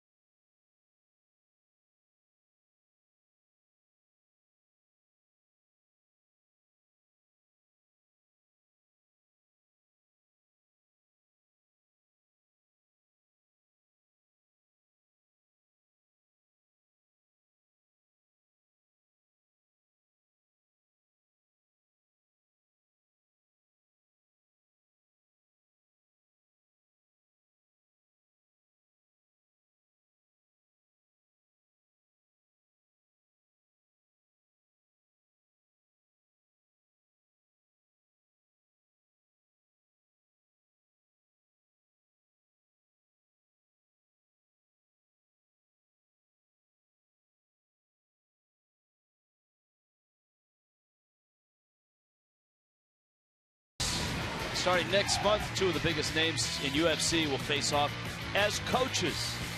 As interim featherweight champ Conor McGregor and Uriah Faber join an all-new season of The Ultimate Fighter. The mayhem starts Wednesday, September 9th, only on Fox Sports 1.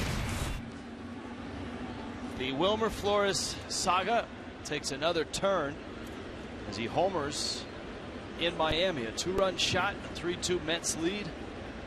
Martin Prado takes away. Steven Matz all of a sudden has a win in his grasp. Ozuna and McGee will follow Prado. Matz zips in a fastball.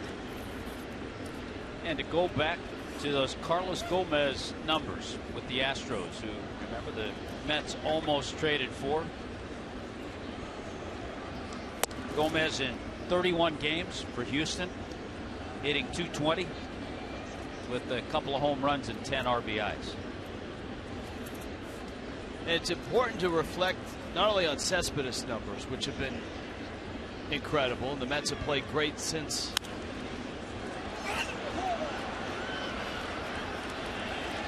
Flores makes the catch, but you got to add Wilmer Flores' numbers too. Yes, exactly. Because he would have left. You would have had Gomez and no Flores and no Cespedes.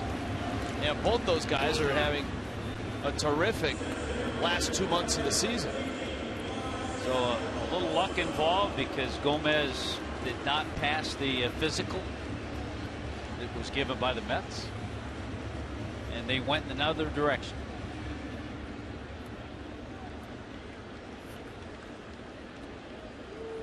Well, this is not a good scene here.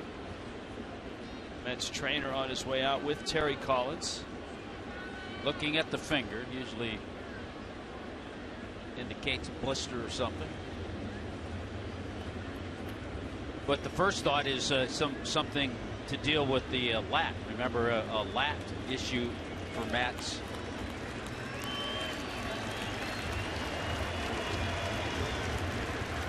The pitcher was already on the field before everybody arrived at the mound. Kendall Toyota called to the pen.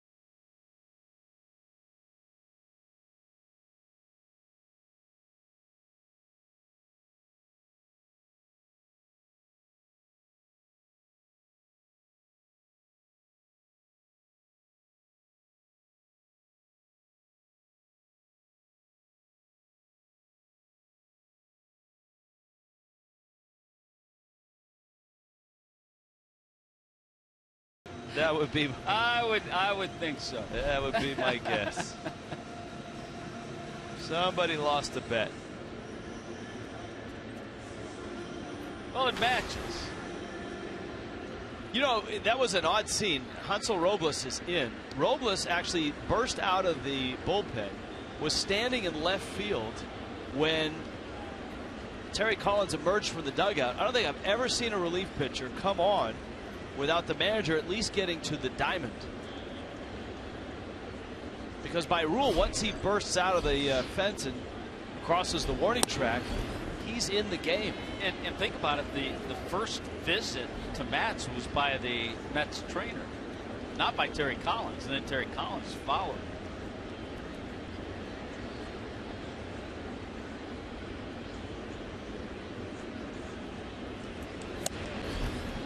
Ozuna takes outside. And guys yelling at him from the bullpen. Uribe's waving at him. Hang on. Yes, that's got to be a pretty lonely feeling. Knows that he's not supposed to be where he is, and there's no place to hide. Not like he can pretend that he's Michael Conforto and left. Ozuna cracks one to center, hits it well. Cespedes goes back, it's over his head, off the wall. Ozuna around first. Cespedes' throw is a good one, and Ozuna beats it for a double. Boy, just a couple of hard-hit baseballs today. An RBI single, this double by Ozuna. He walked his other at bat. 7 for 14 now over his last 14 ABs, and just showing that solid approach.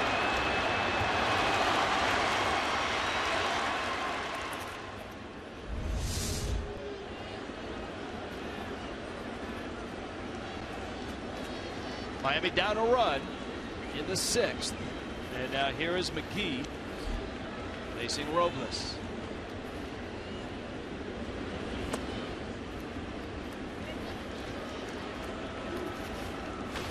McGee is lined to left, bounce into a fielder's choice.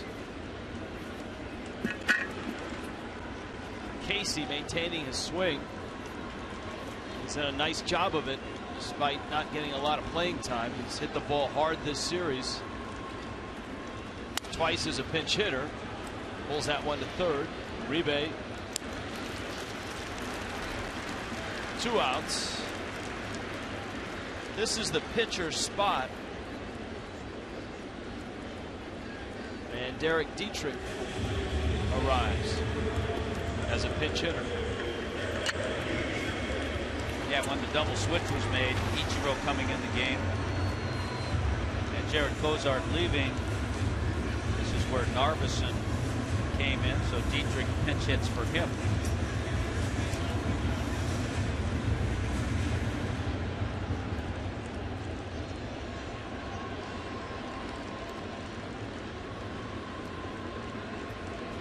Dan Ward, the pitching coach for the Mets, is out.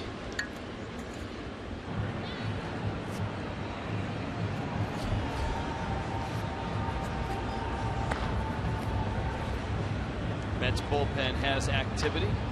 Dario Alvarez.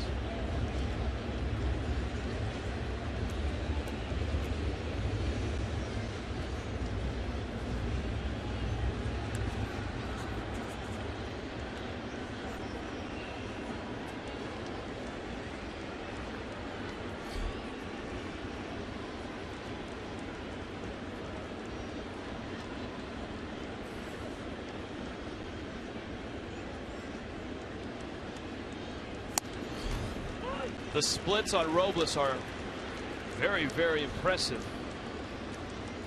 Hitters hitting just 197 against him. Lefties 155. Righties are hitting 222. You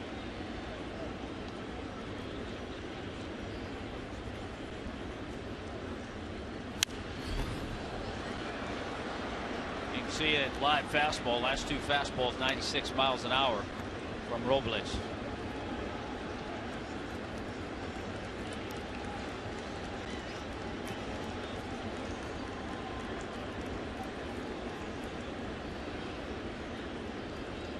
Oh, 2 to Dietrich. A 1-out double by Ozuna.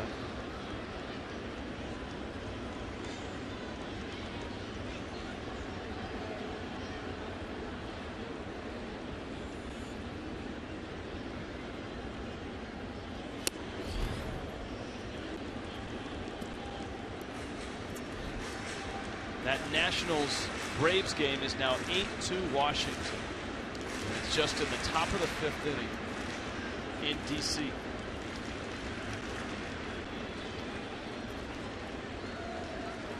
Anthony Rendon and Bryce Harper have joined Jason Worth with home runs.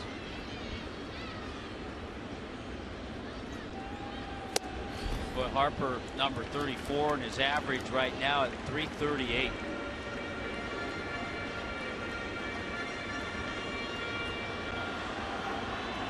Phillies are down to Boston 6-1. That's in the 5th as well.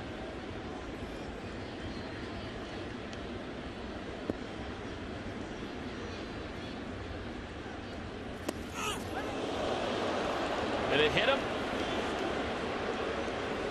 Sounded like it may have gotten shoe, like maybe his back foot.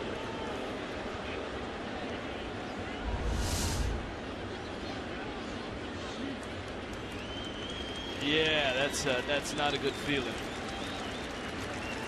Back foot breaking ball, literally. Yeah, that takes the term to its limit. Also came back, got him on the front leg.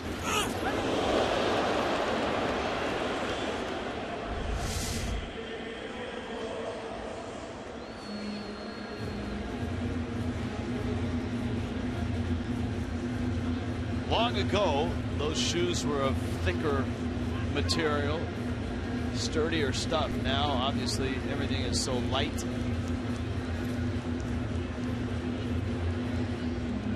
Little jogging, Dietrich.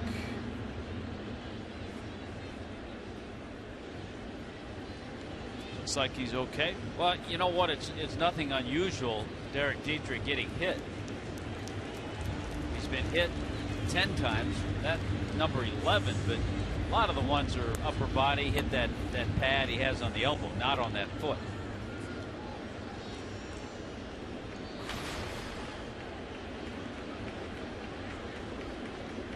Now Rojas has bounced out and struck out.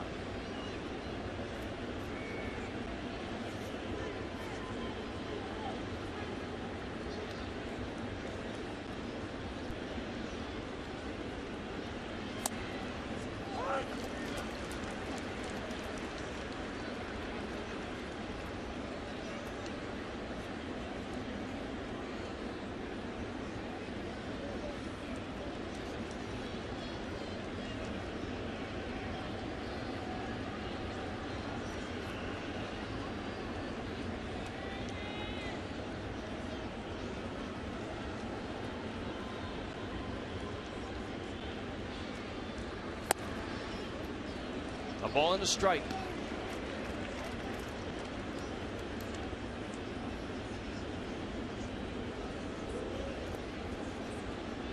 Steven Matz started this ball game and was impressive. 5 1/3, 4 hits.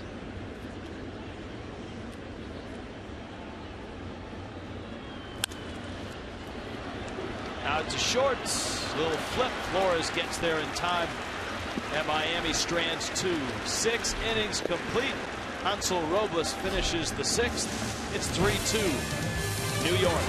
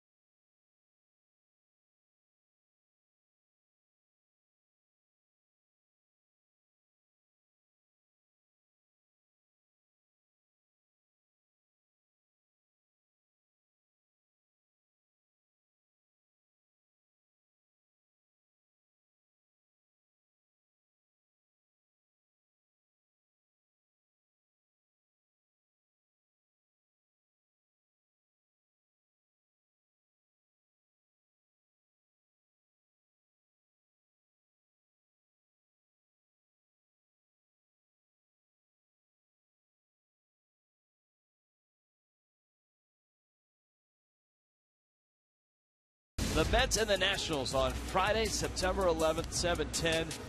It is a post-game fireworks spectacular presented by Jimmy John's. Red, white, and blue pride night, patriotic night. It's brought to you by Community Coffee. Kyle Bearclaw. You know, the Mets got a look at Bearclaw the other night, and in his one inning of work, he was impressive with his fastball, with his slider. He faced 3 Met hitters and struck them all out. Good job by Bearclaw, and he got some tough outs too. David Wright, one of those. Cespedes on a good fastball.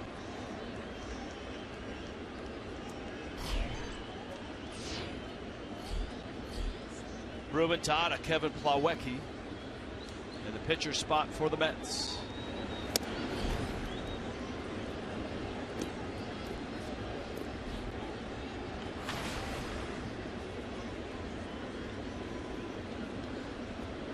On a Sunday in Miami, a nice crowd.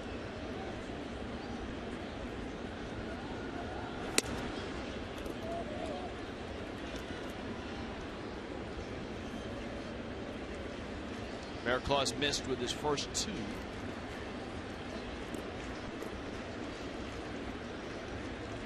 Sunday night game tonight is Pittsburgh and St. Louis. Pittsburgh is now 6.5 back of St. Louis. The Cubs are 9.5 back, yet they're 20 games over at 77 and 57. Yeah, the Cardinals beat the Pirates 4-1 last night. Steven Matz, a blister on his middle finger.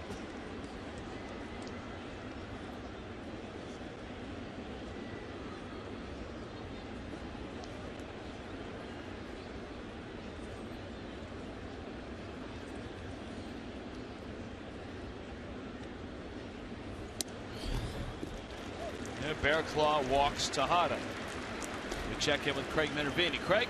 Hey guys, the Marlins defense, which has been pretty solid all season long, did hit a bit of a lull, a slump in August. The first 19 games, a couple of 3-error games in there. They made 19 errors the first 19 games. Since then, they have made only 2 errors. In fact, only 1 in the last 12 games. And altogether, putting them on pace for potentially the best defensive season by errors anyhow in Marlins history. That 03 team obviously finished pretty hot. We had 69 at this point, but only had 78 for the season, that World Championship team. But still, that might surprise some people when you look at the numbers. Perry Hill said, you know, we have 10 dumb ones, and you could quote me on that as well. Just errors from the pitchers that shouldn't happen. But overall, Perry very happy with his overall team defense, and especially some of the adjustments that the infielders are making by themselves based on count. Guys like D. Gordon, Edge, who are moving on their own now without needing Perry to instruct them to go left or right. Yeah, it's been one of the bright spots for the ball club for sure.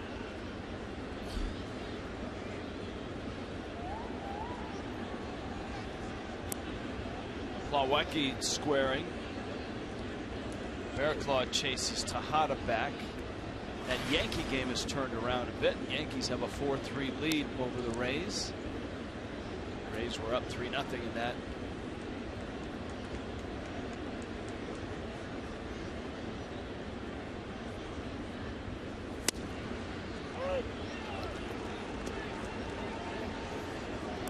First Daniel Murphy sighting. He's in the on-deck circle. And the story today was that Murphy should be ready to play in the starting lineup tomorrow.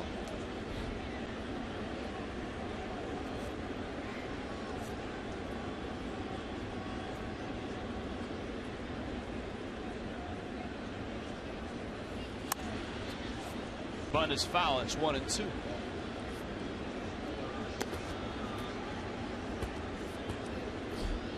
Braves are showing signs of life in D.C. 8-4. Nationals on top.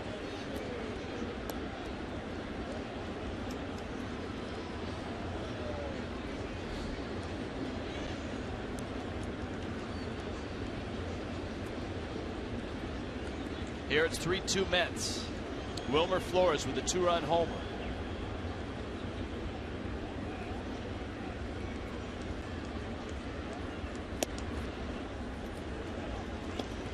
Yoenis Cespedes homered in the first inning. The Mets, remember, hit 3 homers last night.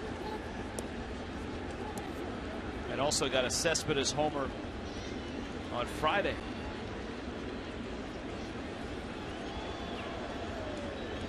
Last night, Travis d'Arnaud, Juan Lagares, and Flores. And Bearclaw, after walking Ruben Tejada, Plawecki trying to bunt, fouled them off and put him in a hole, but he's worked it back to 3-2.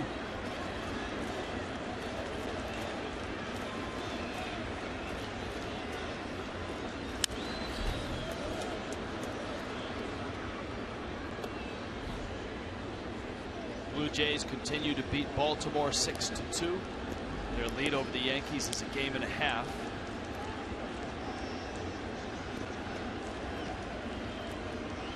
Told you about that game in the Central, the late night one, Pittsburgh at St. Louis. They got him.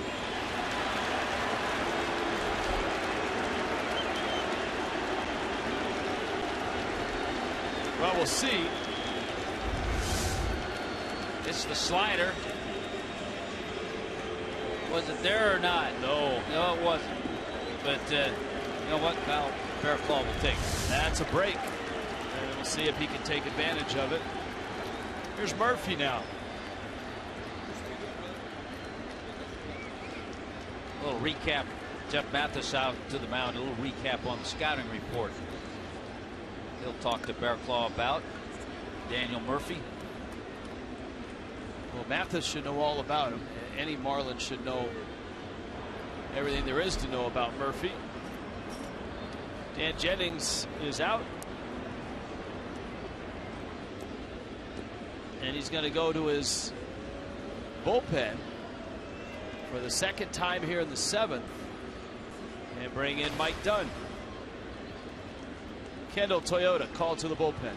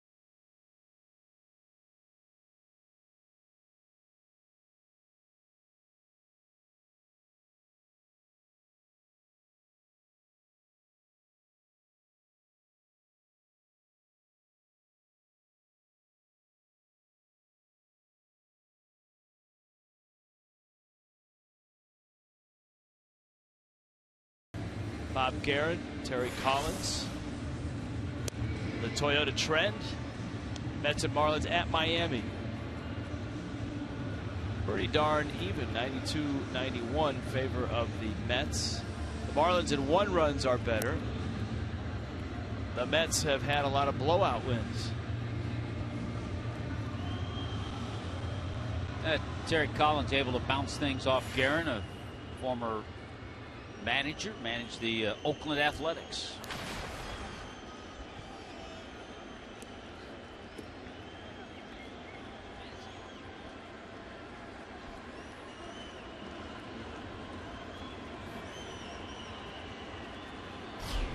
Daniel Murphy.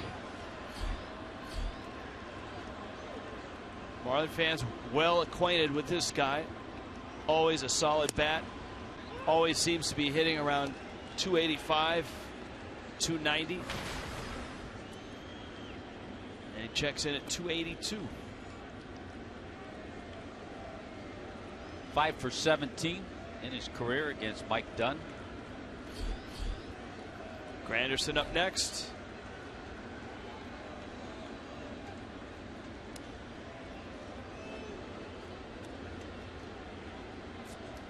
Dunn trying to keep Ruben Tejada close.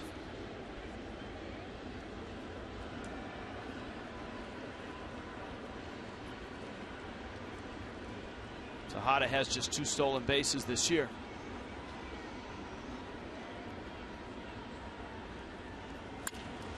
Murphy, a ground ball out towards Gordon. Rojas's turn is in time. Nicely done by Mike Dunn. 4-6-3. Mets are done. Marlins coming up down 3-2.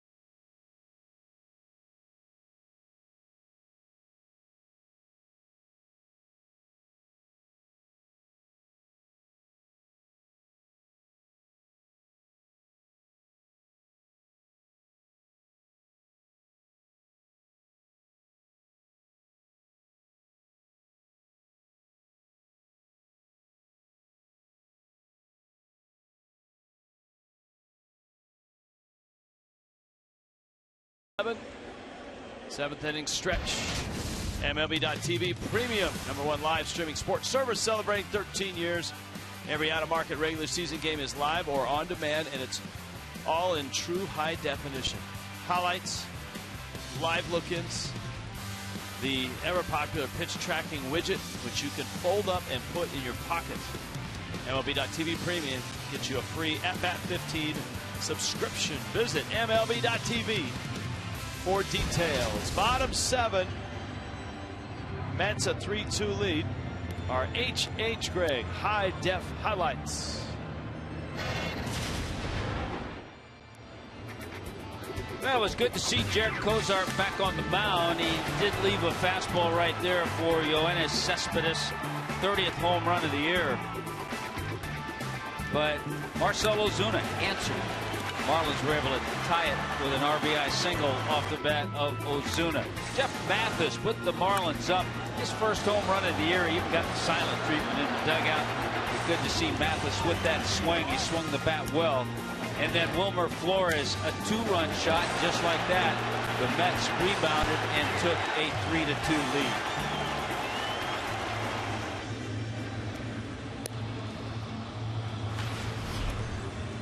Now the Mets bullpen expands. Addison Reed. Marlins saw him in game 1. A 1-run game here. This has the feel of game 1, which was kind of a back and forth affair that stretched into 11. Miami won it on the Prado RBI double.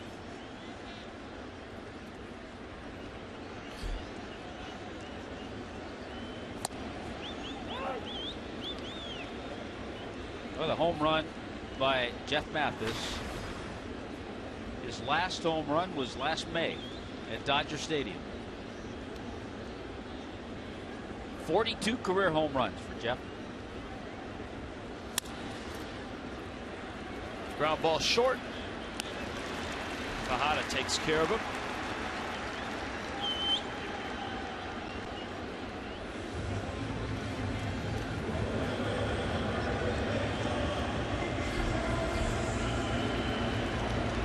And here is Ichiro, who is 0 for 1. He's flied to left.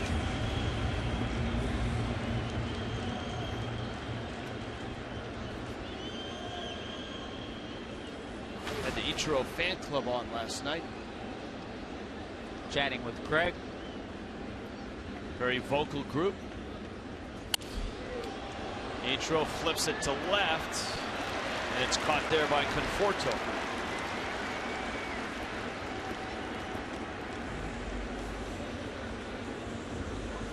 So 2 outs, 2 quick outs, and here comes D. Gordon.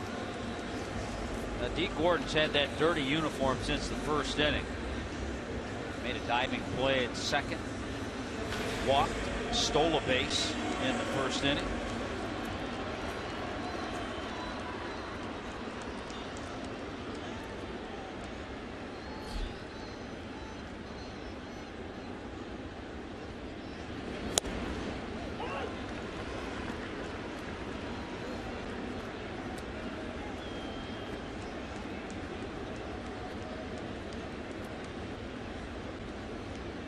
D's average at 326. I told you that Bryce Harper is homered and is 1 for 2. And is at 338. I don't think Gordon liked that call. He steps out of the box, wanders around a bit.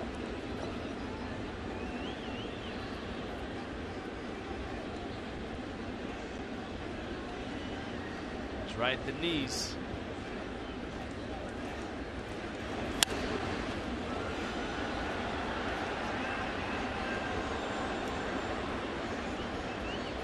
Addison Reed coming over from the Diamondbacks.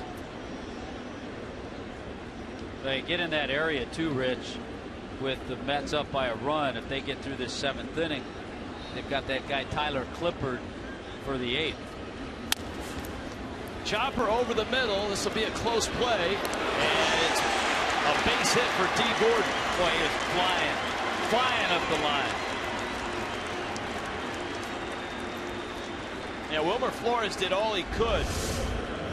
Yeah, as a second baseman, you can't really do much more. And D. Gordon beat that one for his second hit today. The Marlins as a team, 149 infield hits.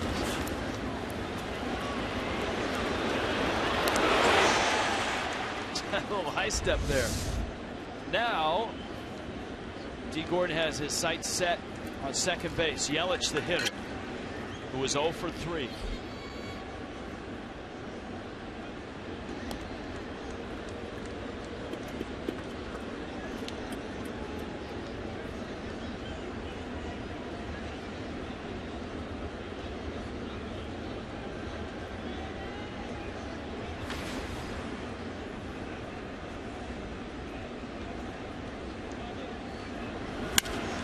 Pulled into right field. That's a hit. Gordon to second.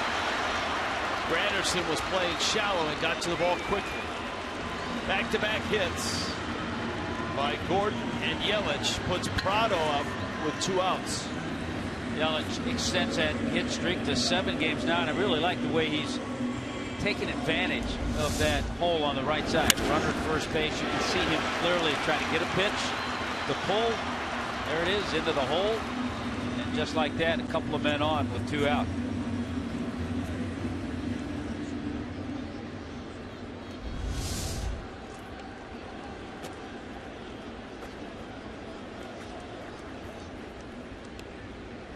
Prado has singled, lined out, popped out.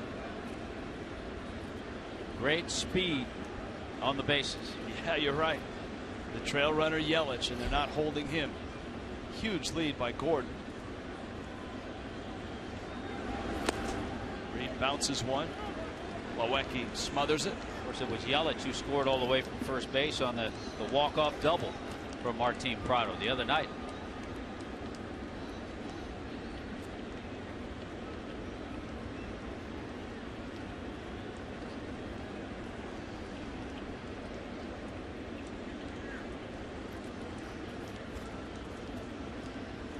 .21 hits his last 12 games. 2-0. Getting himself in a good position with the count 2-0.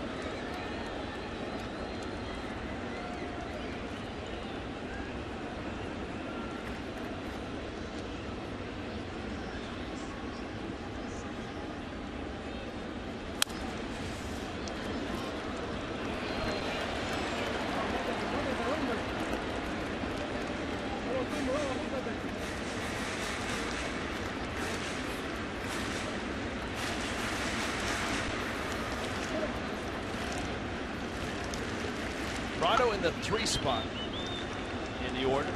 Yelich moved up into the 2 position once he was healthy 5-6 days ago. Reed's come back to even the count 2-2. Yeah, he's come back with a couple of pretty good fastballs that Prado has fouled off.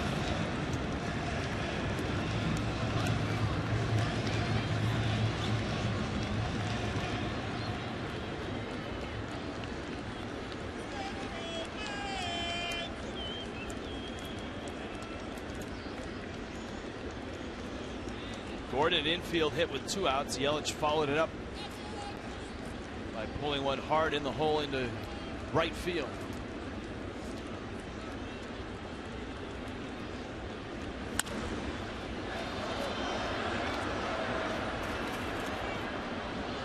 And right now Prado seems to be trying to shoot a ball to the right side. He's fouled 3 pitches off.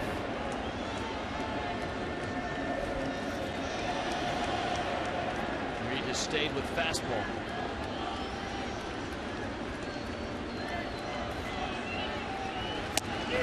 That's outside corner. Fastball. He struck him out.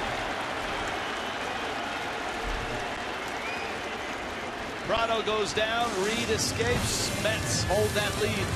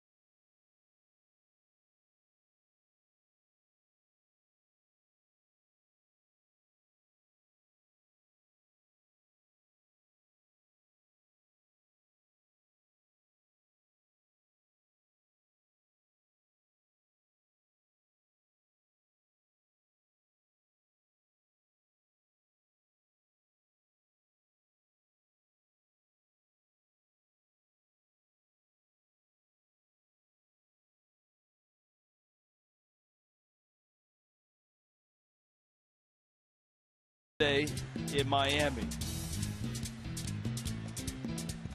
Not much going on.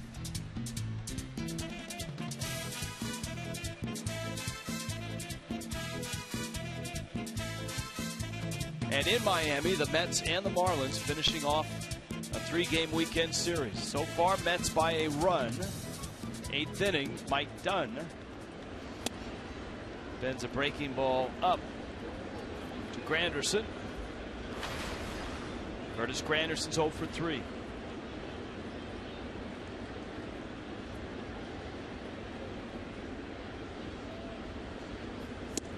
It's amazing talking about the Mets and the home runs that they've hit. Best in baseball since the 25th of July. And you say, all right, where do those home runs come from? I know Cespedes is now a Met. But Granderson, 23 homers in the leadoff spot. Wilmer Flores, it's his 16th today.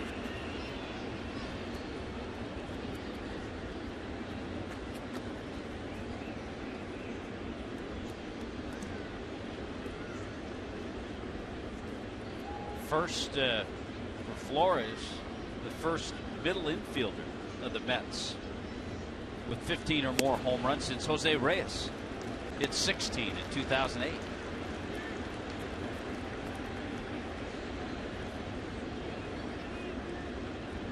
Which Met middle infielder has the highest home run total? That's a question for our baseball historian.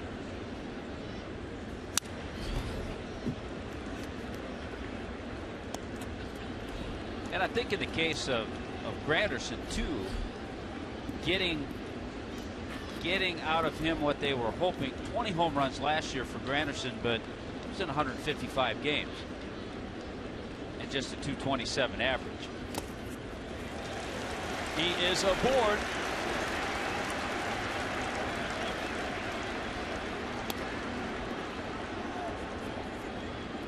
One of the things, Rich, we heard before the game, good news certainly, and our Fox Sports Florida cameras will be there.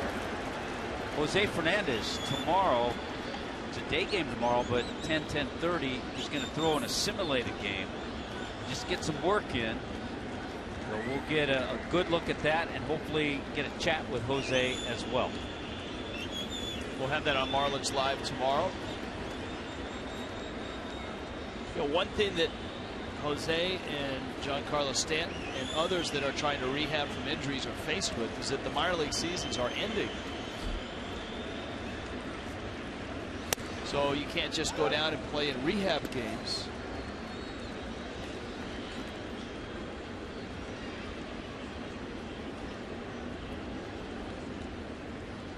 Yeah, historically, Labor Day, the final weekend of the minor league seasons.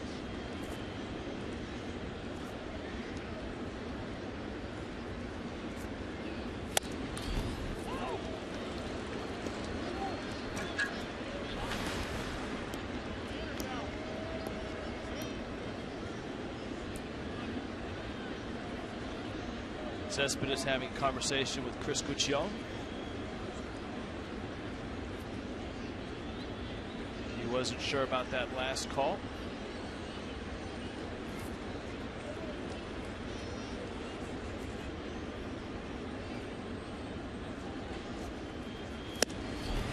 And he strikes out. Well, that's some good power on power right there. 95-mile-an-hour heat. And a big swing by Cespedes.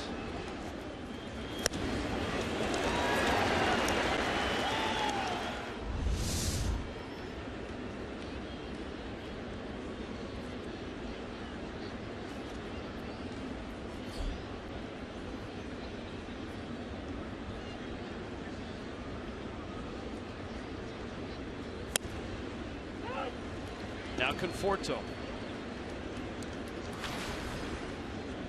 2 for 3, both doubles.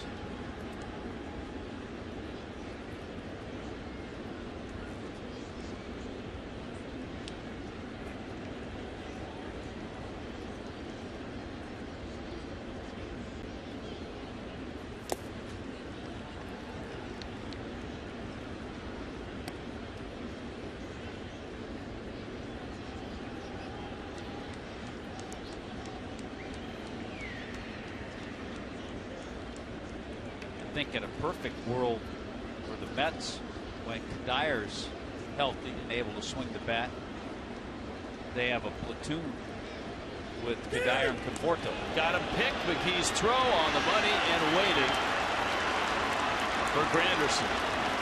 Nice job by Casey McGee to step in, make the throw. A good pickoff move by Mike Dunn. Good job. Granderson was probably going on first movement. There he is. And then you see the step in by Casey, and just a perfect toss onto Rojas. If you don't step in, you got that runner in your way. So good job by Casey McGee.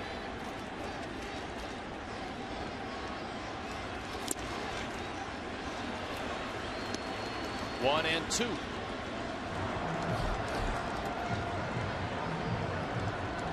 Tyler Clippard.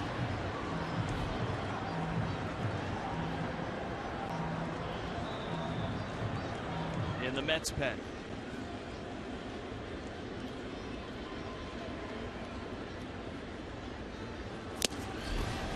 Mike Dunn looking sharp, striking out Michael Conforto. He got Cespedes, and he keeps it at 3-2.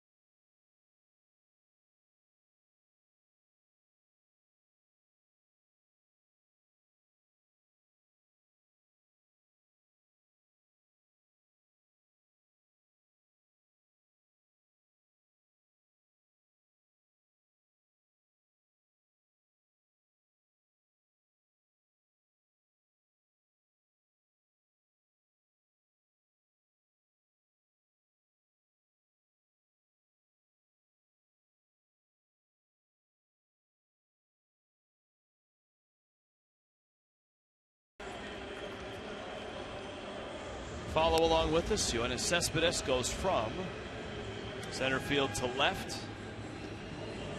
Juan Lagares, Gold Glover, is in center. Tyler Clippard, who is having just a really nice run with the Mets, arrives. He actually arrived from Oakland after being traded away by the Washington Nationals, who may rue the day that they traded away such a nice bullpen piece. Yeah, just tremendous numbers since joining the Mets. He's given up just 9 hits in 18 2/3 innings. So Clippard, it's Ozuna, it's McGee, and then the pitcher spot. You saw Justin Bour with a bat at the ready. Clippard, who has that dynamite changeup, not afraid to throw it to right-handed bats, gets a strike. It's 0-1. Throw that changeup anytime. It's got some good downward movement to it. Double up, triple up. His career numbers against Miami. He doubles up there on the changeup. That floats in at 80 with the arm action of a mid-90s fastball.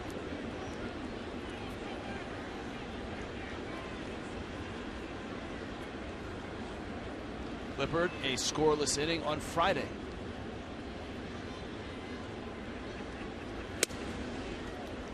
Just thinking, at one time the Athletics had Clippard and Cespedes, not at the same time.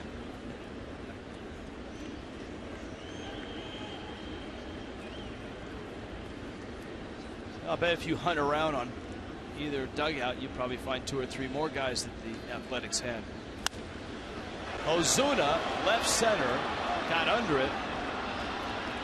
And there is Cespedes who makes the catch. Well, former Athletics manager Bob Guerin on the bench as the bench coach for Terry Collins.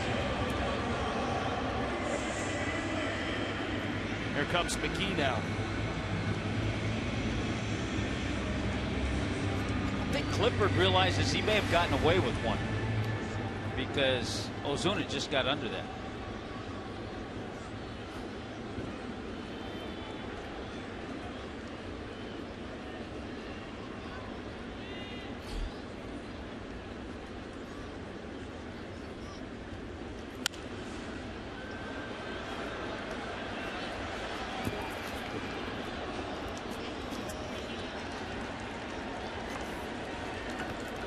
We asked the question about an inning and a half ago about middle infielders for the Mets and talking about Wilmer Flores and his big year power-wise. 16 homers.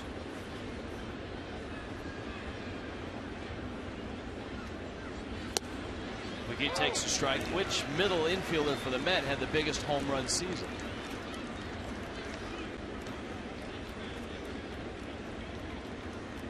As far as shortstops go, Jose Reyes, 19 in 2006.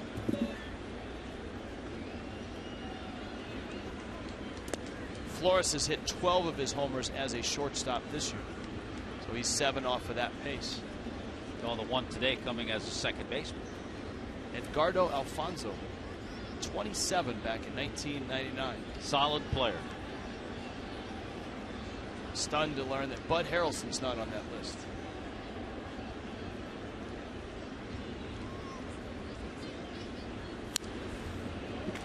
Maybe disappointment's a better word.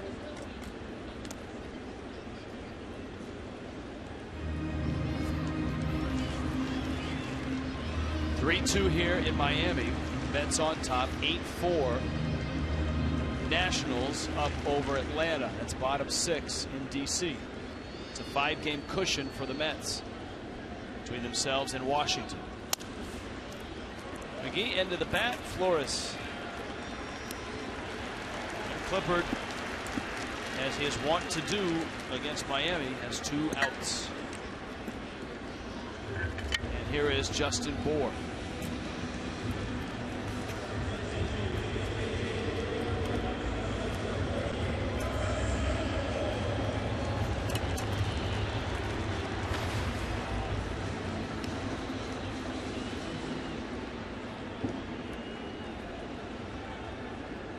Bour, who earlier this year tied a Marlins record with homers in 4 consecutive games.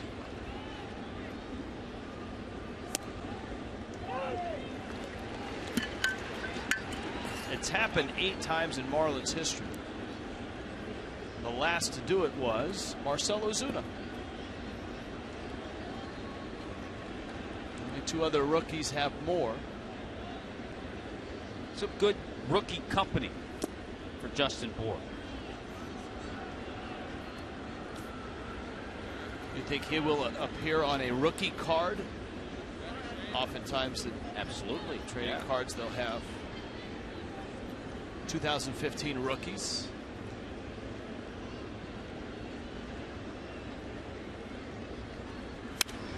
Bour, right field, deep, gone, tied up.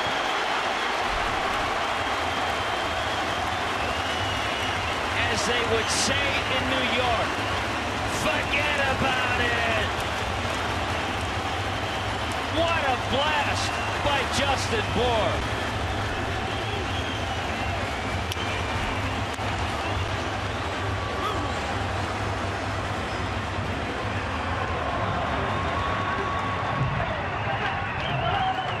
Starting to adjust, Rich. He got the changeup. Remember, I thought Clippard thought he made a mistake to Ozuna, got away with it. He didn't get away with that one.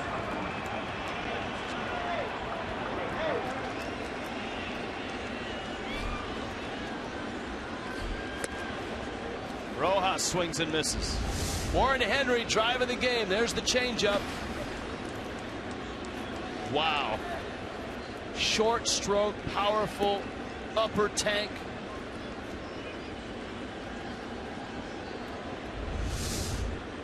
Three. That's great. Rojas sends it shallow center. Ligares is there and makes the catch, but Justin Bour catches up to a Tyler Clippard changeup and absolutely flattens it. And it's 3-3.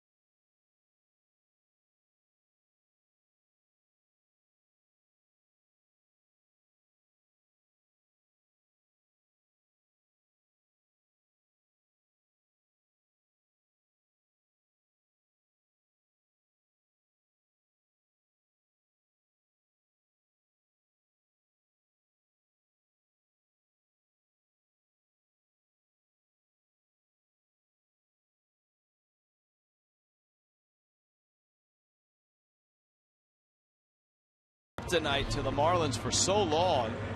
Got the first 2 outs in the 8th, and then that trademark pitch. Justin Bour was sitting on it and clobbered it.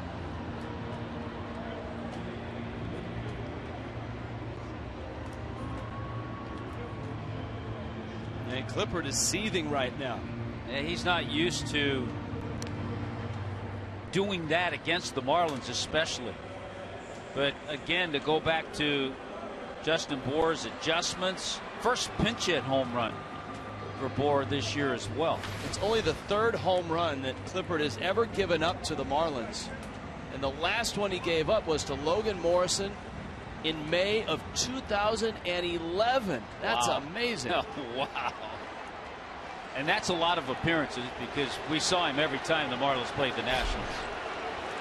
Met fans stirring to life. Marlin fans reacting. It's the night. Here's Wilmer Flores. A.J. Ramos for the breaking ball for a strike. See, the Marlins fans don't get it. Don't boo. Don't boo when the Mets fans do that. Get your chant going for your team, for your home team.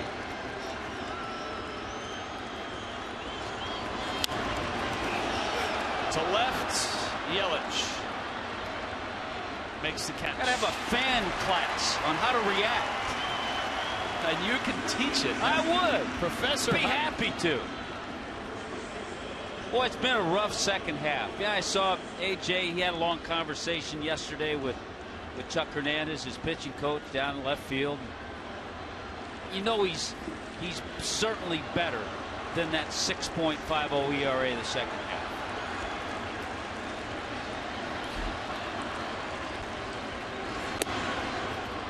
Kelly Johnson now.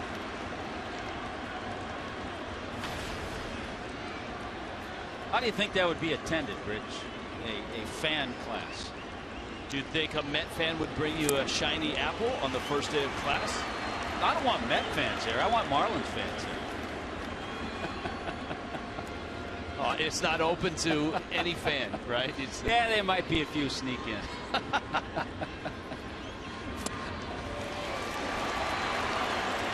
1-2.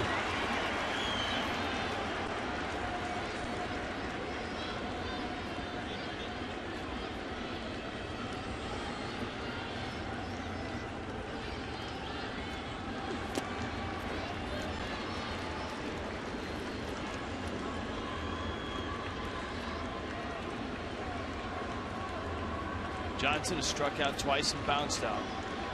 You've got Uribe on deck.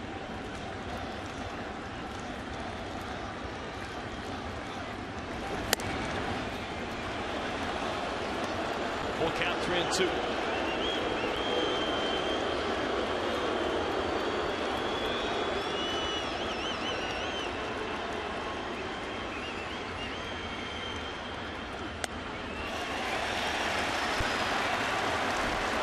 Lost him. And that has been one of the issues. Jury's Familia in the bullpen. And a pinch runner, E.Y. Jr. That's been one of the issues that's led to that large earned run average after the break. Command. And now you got a threat, a base stealing threat at first. And you have a real knowledgeable hitter up there in Juan Uribe.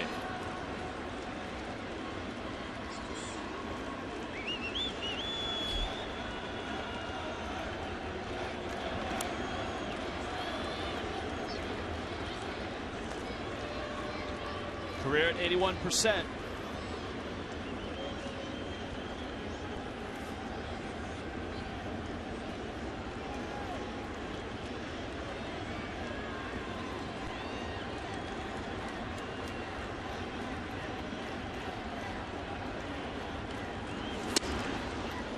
Young, who's been with the Mets before, was actually with Atlanta. Mets got him late August. All of last year with the Mets, part of 2013. They made a few deals with Atlanta. Uribe, Kelly Johnson.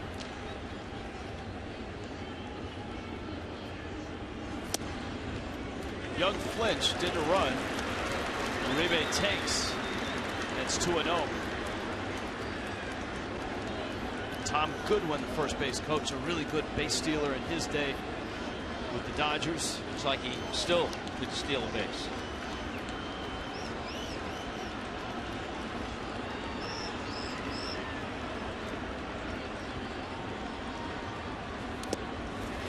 Well, Ramos not even close.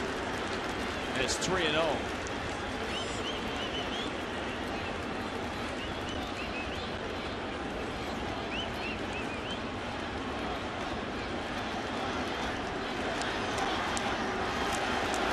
For a visit.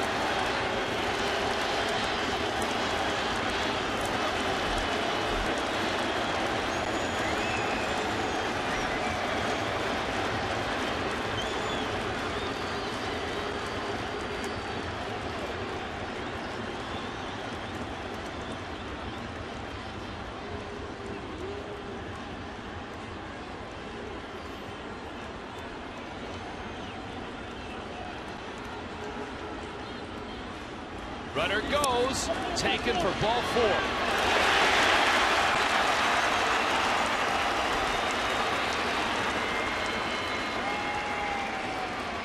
And the Mets have runners first and second. Boy, AJ's going to have to work out of a jam that he's created with a couple of walks.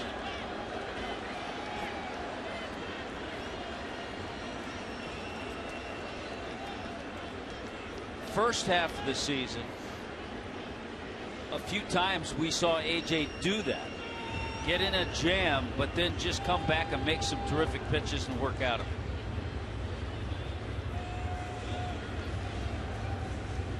Second half of the season, he just wasn't able to find that gear or the pitch and work out of it. Again, the Mets, such a hot offensive team. Tejada here, you've got Plawecki on deck, and then remember in the double switch, Lagares in the 9 spot.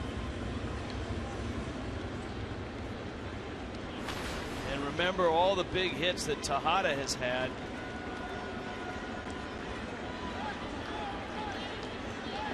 Both he and Wilmer Flores have really hurt the Marlins this year. Tejada's walked twice and bounced out. One out, infield looks for a ground ball.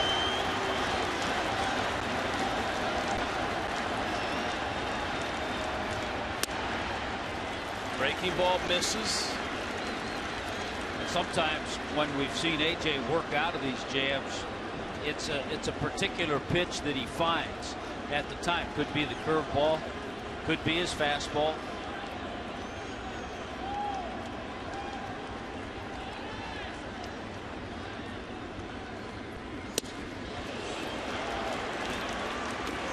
Good curveball there.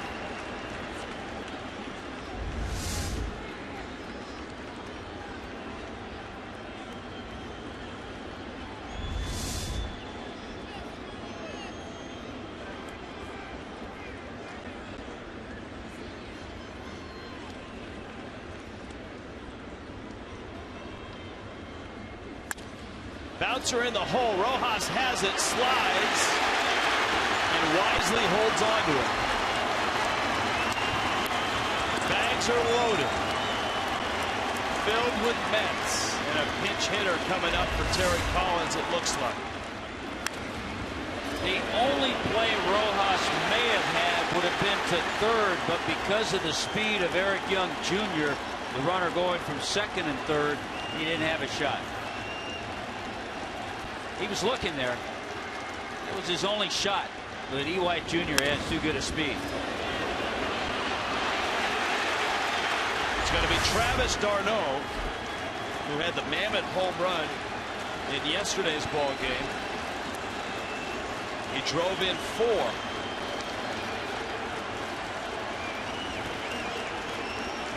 Well, Ramos has worked himself into trouble. Now he's got to try to work himself out against the guy that hurt the fish yesterday.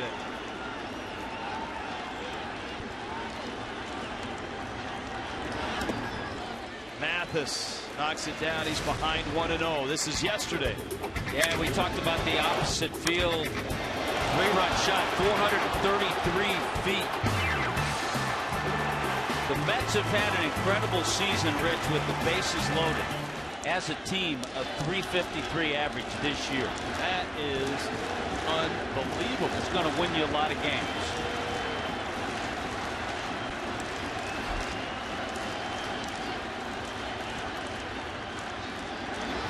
Breaking ball, ground ball. Prado to his left. Got one there. Got 2 there. Now's the time for the Marlins fans to cheer.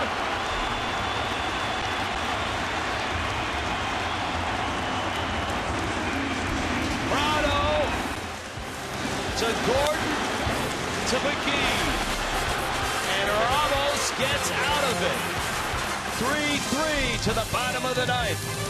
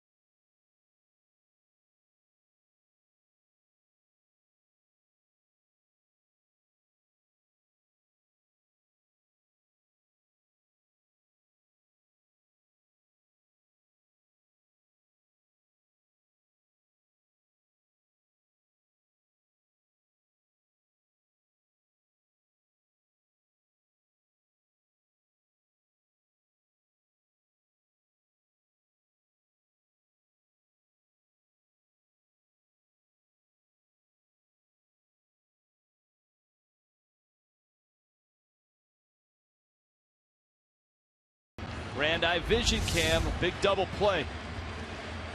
Infield at double play depth. Perfect feed, chest high, just like that. 5-4-3. The pinch hitter Travis d'Arnaud hitting into that double play. Huge for A.J. Ramos.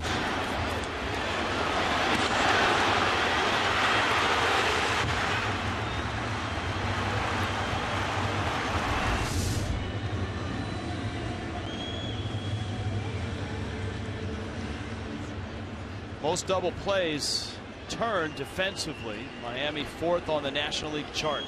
Some changes for the Mets. Travis d'Arnaud behind the plate.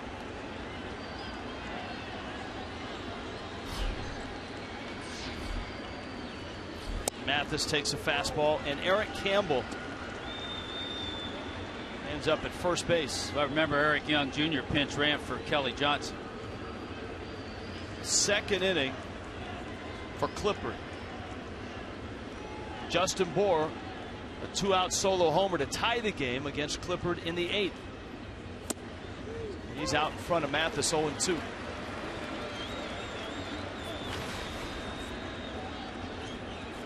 Sound like Mathis said that's out.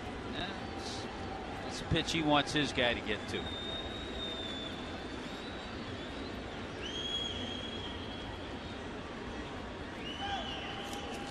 Check swing, goes to the screen, and Mathis is going to reach. How about that? If the ball hits lower on the solid portion of the backstop, it bounces back to d'Arnaud, and Mathis probably doesn't get there. Actually, that's Anthony Recker behind home plate. I don't think that's d'Arnaud. Boy, there's the split changeup. Gets away. It is Decker. It is Recker. Recker. It doesn't matter, Recker or d'Arnaud. Right. Neither would have made that play because of where it hit and didn't come back. Now we're going to have a pinch runner for Jeff Mathis. JT Realmuto will run. Boy, what a break. It's a wild pitch on the strikeout.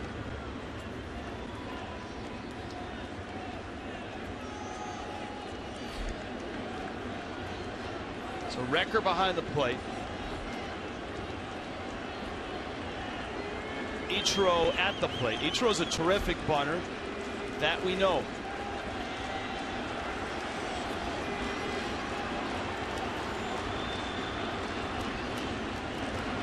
Squares, takes a strike.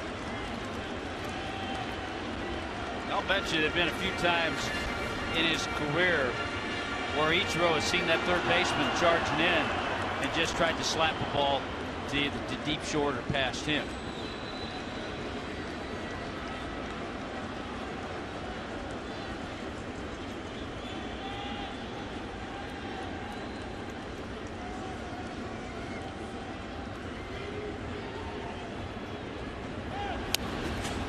Pops that bunt up, and he's behind in the count 0-2.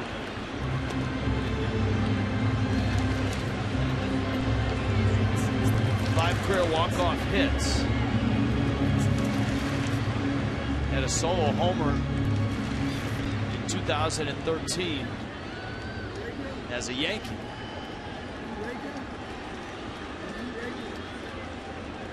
Realmuto the pinch runner.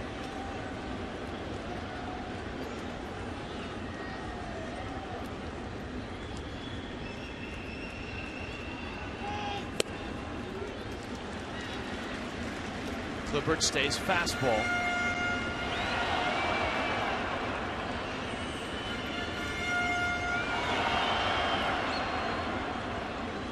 There's the hit count.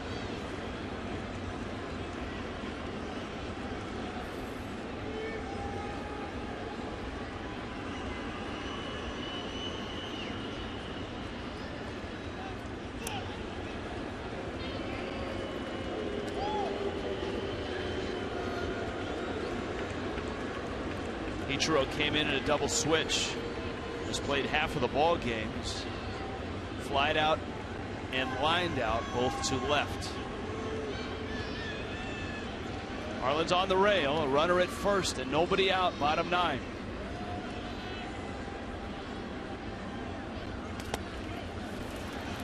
Boy, nice play there. If you're the runner at first base, JT Realmuto, especially because he's a catcher, he sees that ball bounce this far in front of the plate.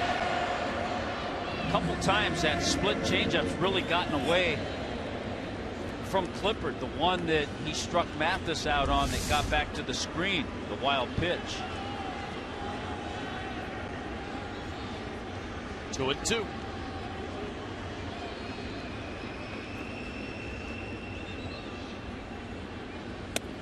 He misses up.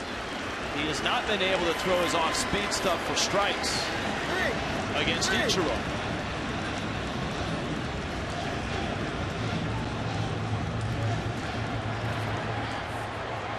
You would think to Ichiro, because he's had trouble with that pitch, he would throw a fastball. Realmuto does not have a big lead.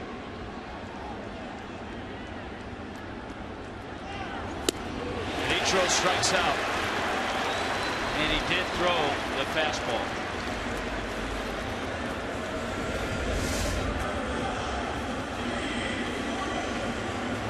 Ball 4, but a tough one to lay off of with 2 strikes.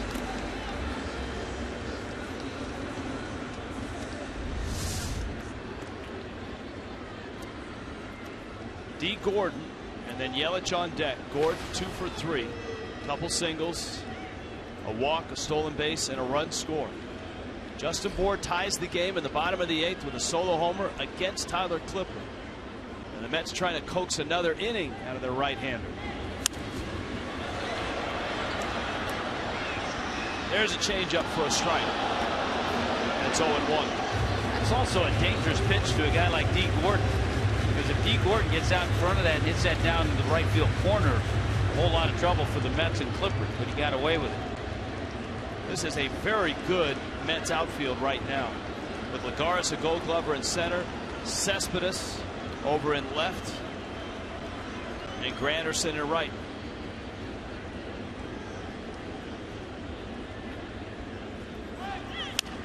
Gordon into right field. It's a base hit. Realmuto's on his way to third.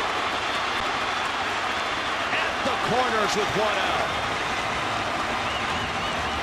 Really not a fan of a guy who's not a power hitter to keep throwing off-speed stuff. I know it's a good pitch for Clippard, but the off-speed stuff allows D. Gordon, here's the changeup, it allows him to get out in front and pull it into that hole on the right side. Good hitting by D. Gordon. Better base running by JT to go first to third.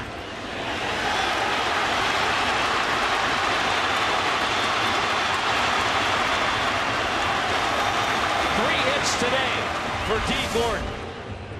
Dan Warthen on his way out. There's nobody throwing in the Mets bullpen.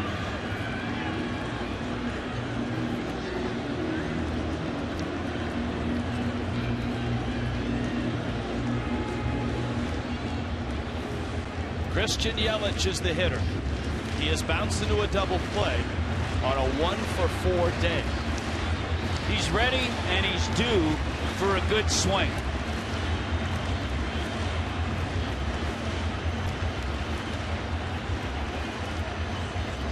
You got Gordon at first, and that will keep Campbell anchored there. Yelich with a good swing his last time up, singled to the right side. 7-game hitting streak now. They're going to walk Yelich intentionally to load him up for Prado. So the Mets aggressive here with 1 out and showing a lot of confidence in Clippard. Will load the bases.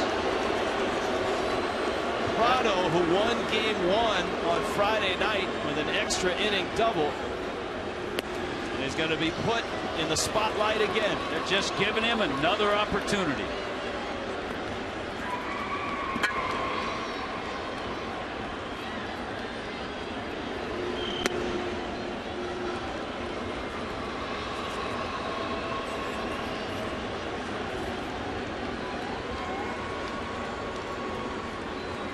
Thus the importance of Realmuto going from first to third. It forces the Mets' hands here. This was Friday. This was the 11th. And this was Prado.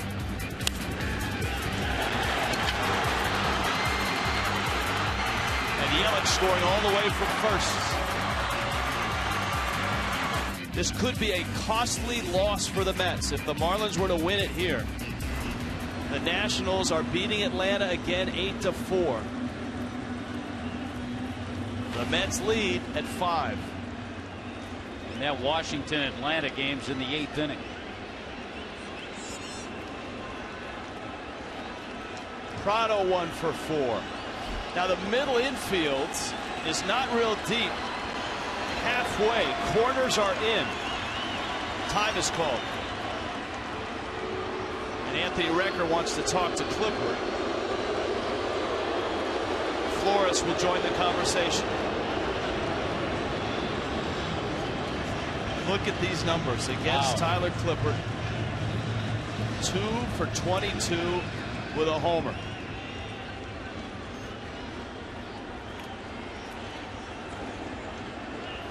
That probably went into the decision, one of the factors for Terry Collins to walk the bags loaded. Clippard starts him with a changeup and misses with it. Good percentage for Martin Prado in these situations.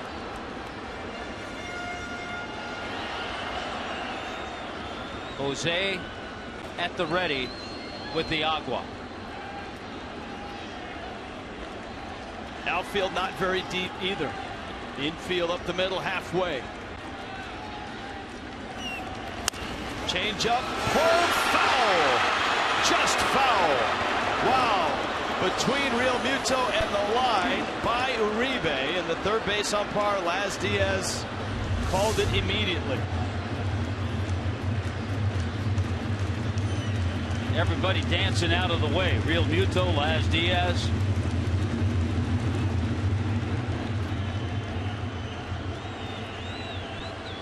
Prado is not a guy that has walked a lot, 26 of them.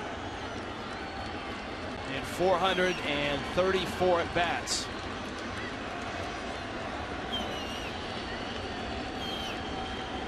One. Another bouncer. That's foul. Uribe had the glove across the line. It bounced off his glove. Real Muto obviously would have scored had it been fair. Boy, this one's even closer. But foul. It's not where he's standing. It's where the ball is. If he's inside and the ball's outside, it's foul. Another off-speed pitch, though. And Clippard is out in front 1-2. Remember, he went with a fastball to strike out Ichiro.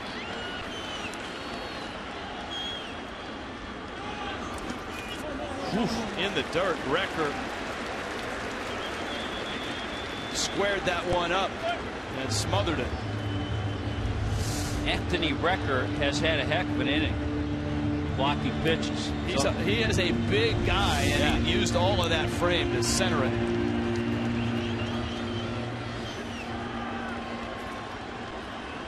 Clippard has been reluctant to throw that fastball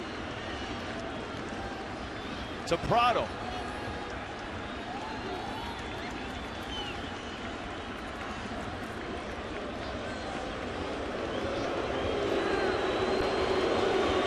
A Justin Bour homer in the bottom of the 8th with 2 outs tied the game, and here in the bottom of the 9th, Miami has them loaded with 1 out.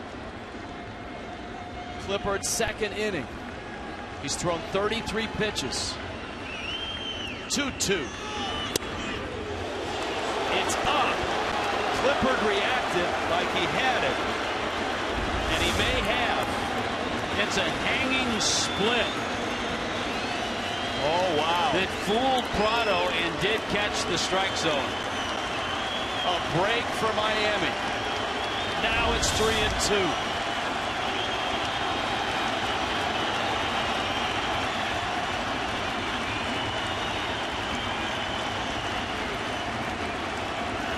Clippard ready. And a 3-2. There's the fastball. Away from the splitter. Back to the fastball.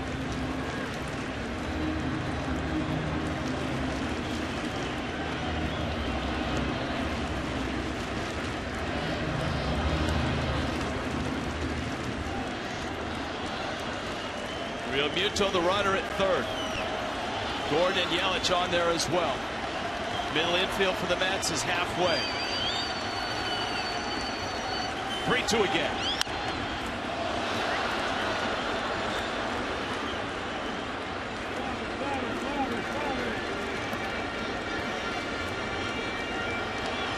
A 7-pitch at bat to Friday night's hero, Martin Prado, as Miami tries to take this series from the Mets.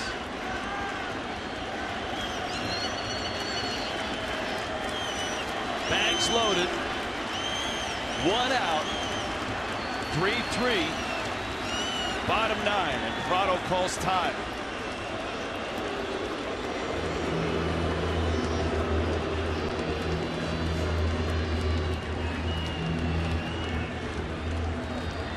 Seven career walk-offs. But you saw the numbers. Not good in his career against Clippard. The 3-2 again. Foul back. 3 straight fastballs on 3 and 2, and 3 straight foul balls from Prado. All of a sudden, he's gone away from the split. As he's bounced a few, he actually hung one that he didn't get the call on, and he stayed with the fastball. You pointed out, Rich, Prado doesn't walk a lot. Anything close, he's going to be swinging. Outfield is shortened up, infield shortened up. Clippard, another 3-2. Off speed, popped up, back behind, and out of play. What a great at bat. That's a good swing, though, on an off-speed pitch. It tells me that Prado's picking him up pretty well. 9 pitches so far. Clippard, not necessarily a guy that works multiple innings, has thrown 38 pitches deep into his second inning in relief. Mets bullpen quiet. 3-2 coming.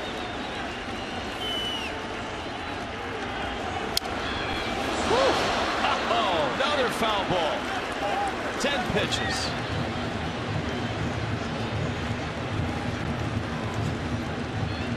If this doesn't get your juices flowing on a Sunday afternoon, I don't know what does.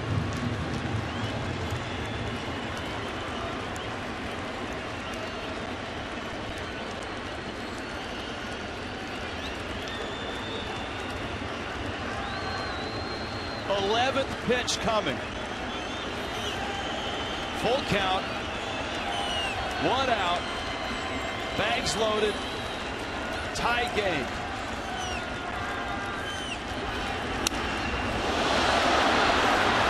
This is incredible. My goodness.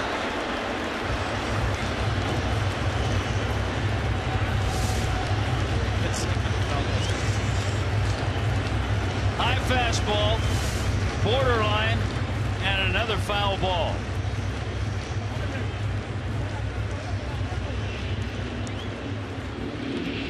Six consecutive foul balls since the count reached 3-2. Fox Tracks looks like a used dartboard. 5 of those fastballs, 1 of those a changeup. 3-3 bottom 9. 12th pitch coming. Prado to left. It's a liner. Real Muto tags. And he scores. Miami wins it.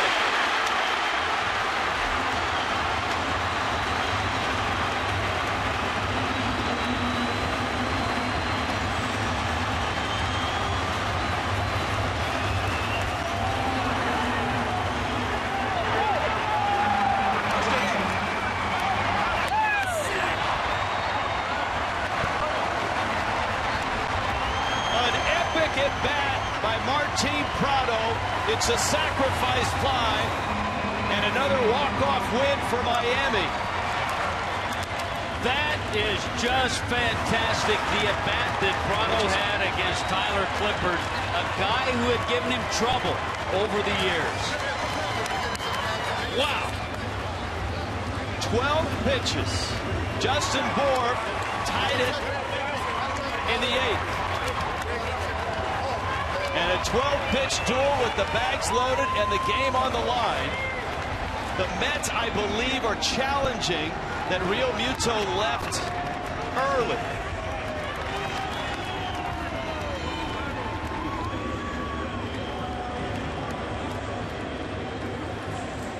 And their challenge unsuccessful.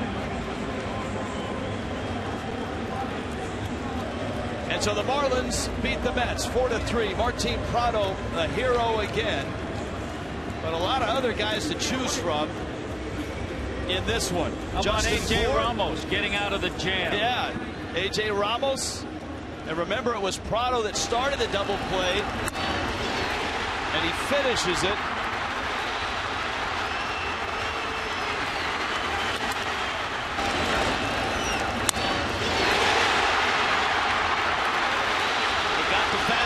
Again, Rich, it was down a little bit and deep enough to pick up the sac fly.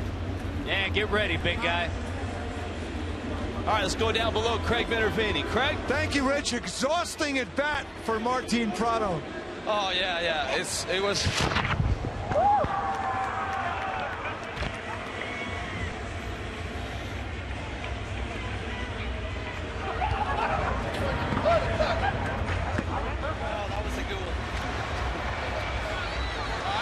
Well, are we still in business? Okay. Let's stand. Justin Bour getting Martin Prado again. Not just Martin Prado. All right. We are cooled off. Oh, after that exhausting at bat.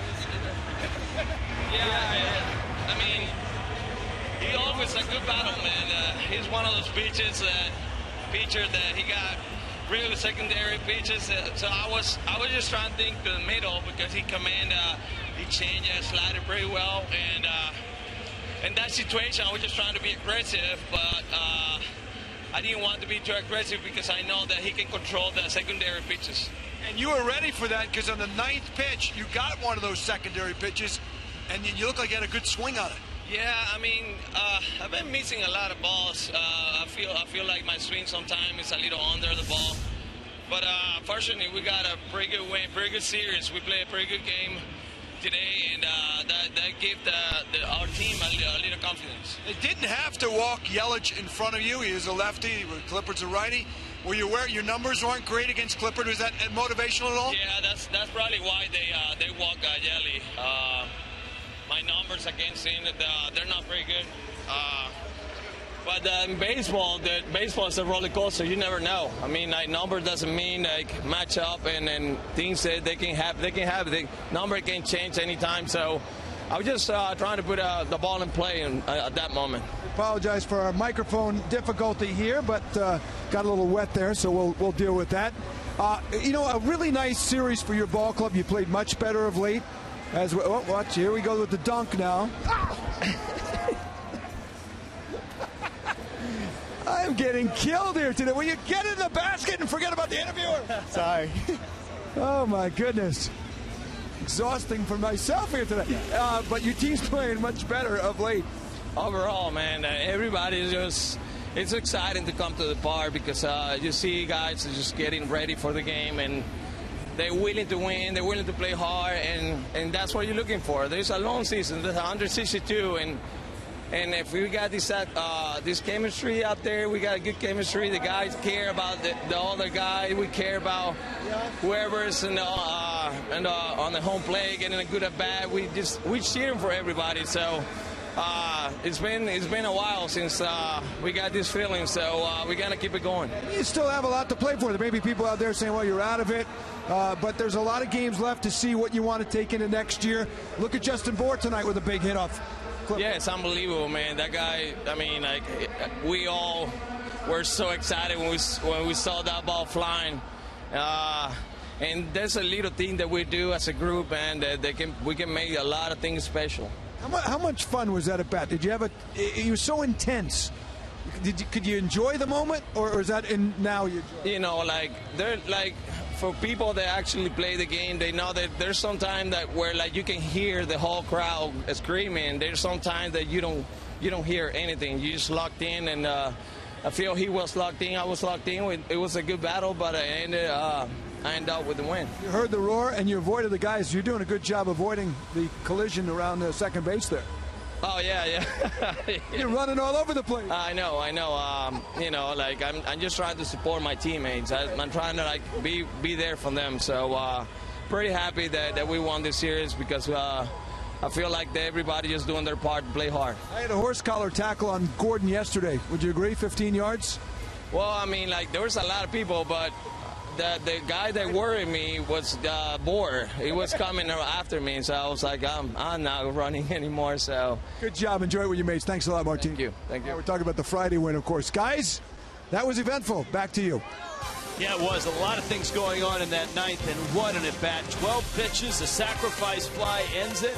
JT Real Muto scores, and Miami wins the series. Marlins baseball on Fox Sports Florida is brought to you by your South Florida Honda dealers. The Mets had a 3-2 lead with 2 outs in the 8th. Justin Bour, a pinch hit homer, tied it and took it to the 9th after a Ramos escape with the bags loaded on the 12th pitch from Tyler Clippard. Martin Prado wins it, and Miami wins the series, and it just might cost the Mets a game in the standing. Another shower for Prado, another win for Miami.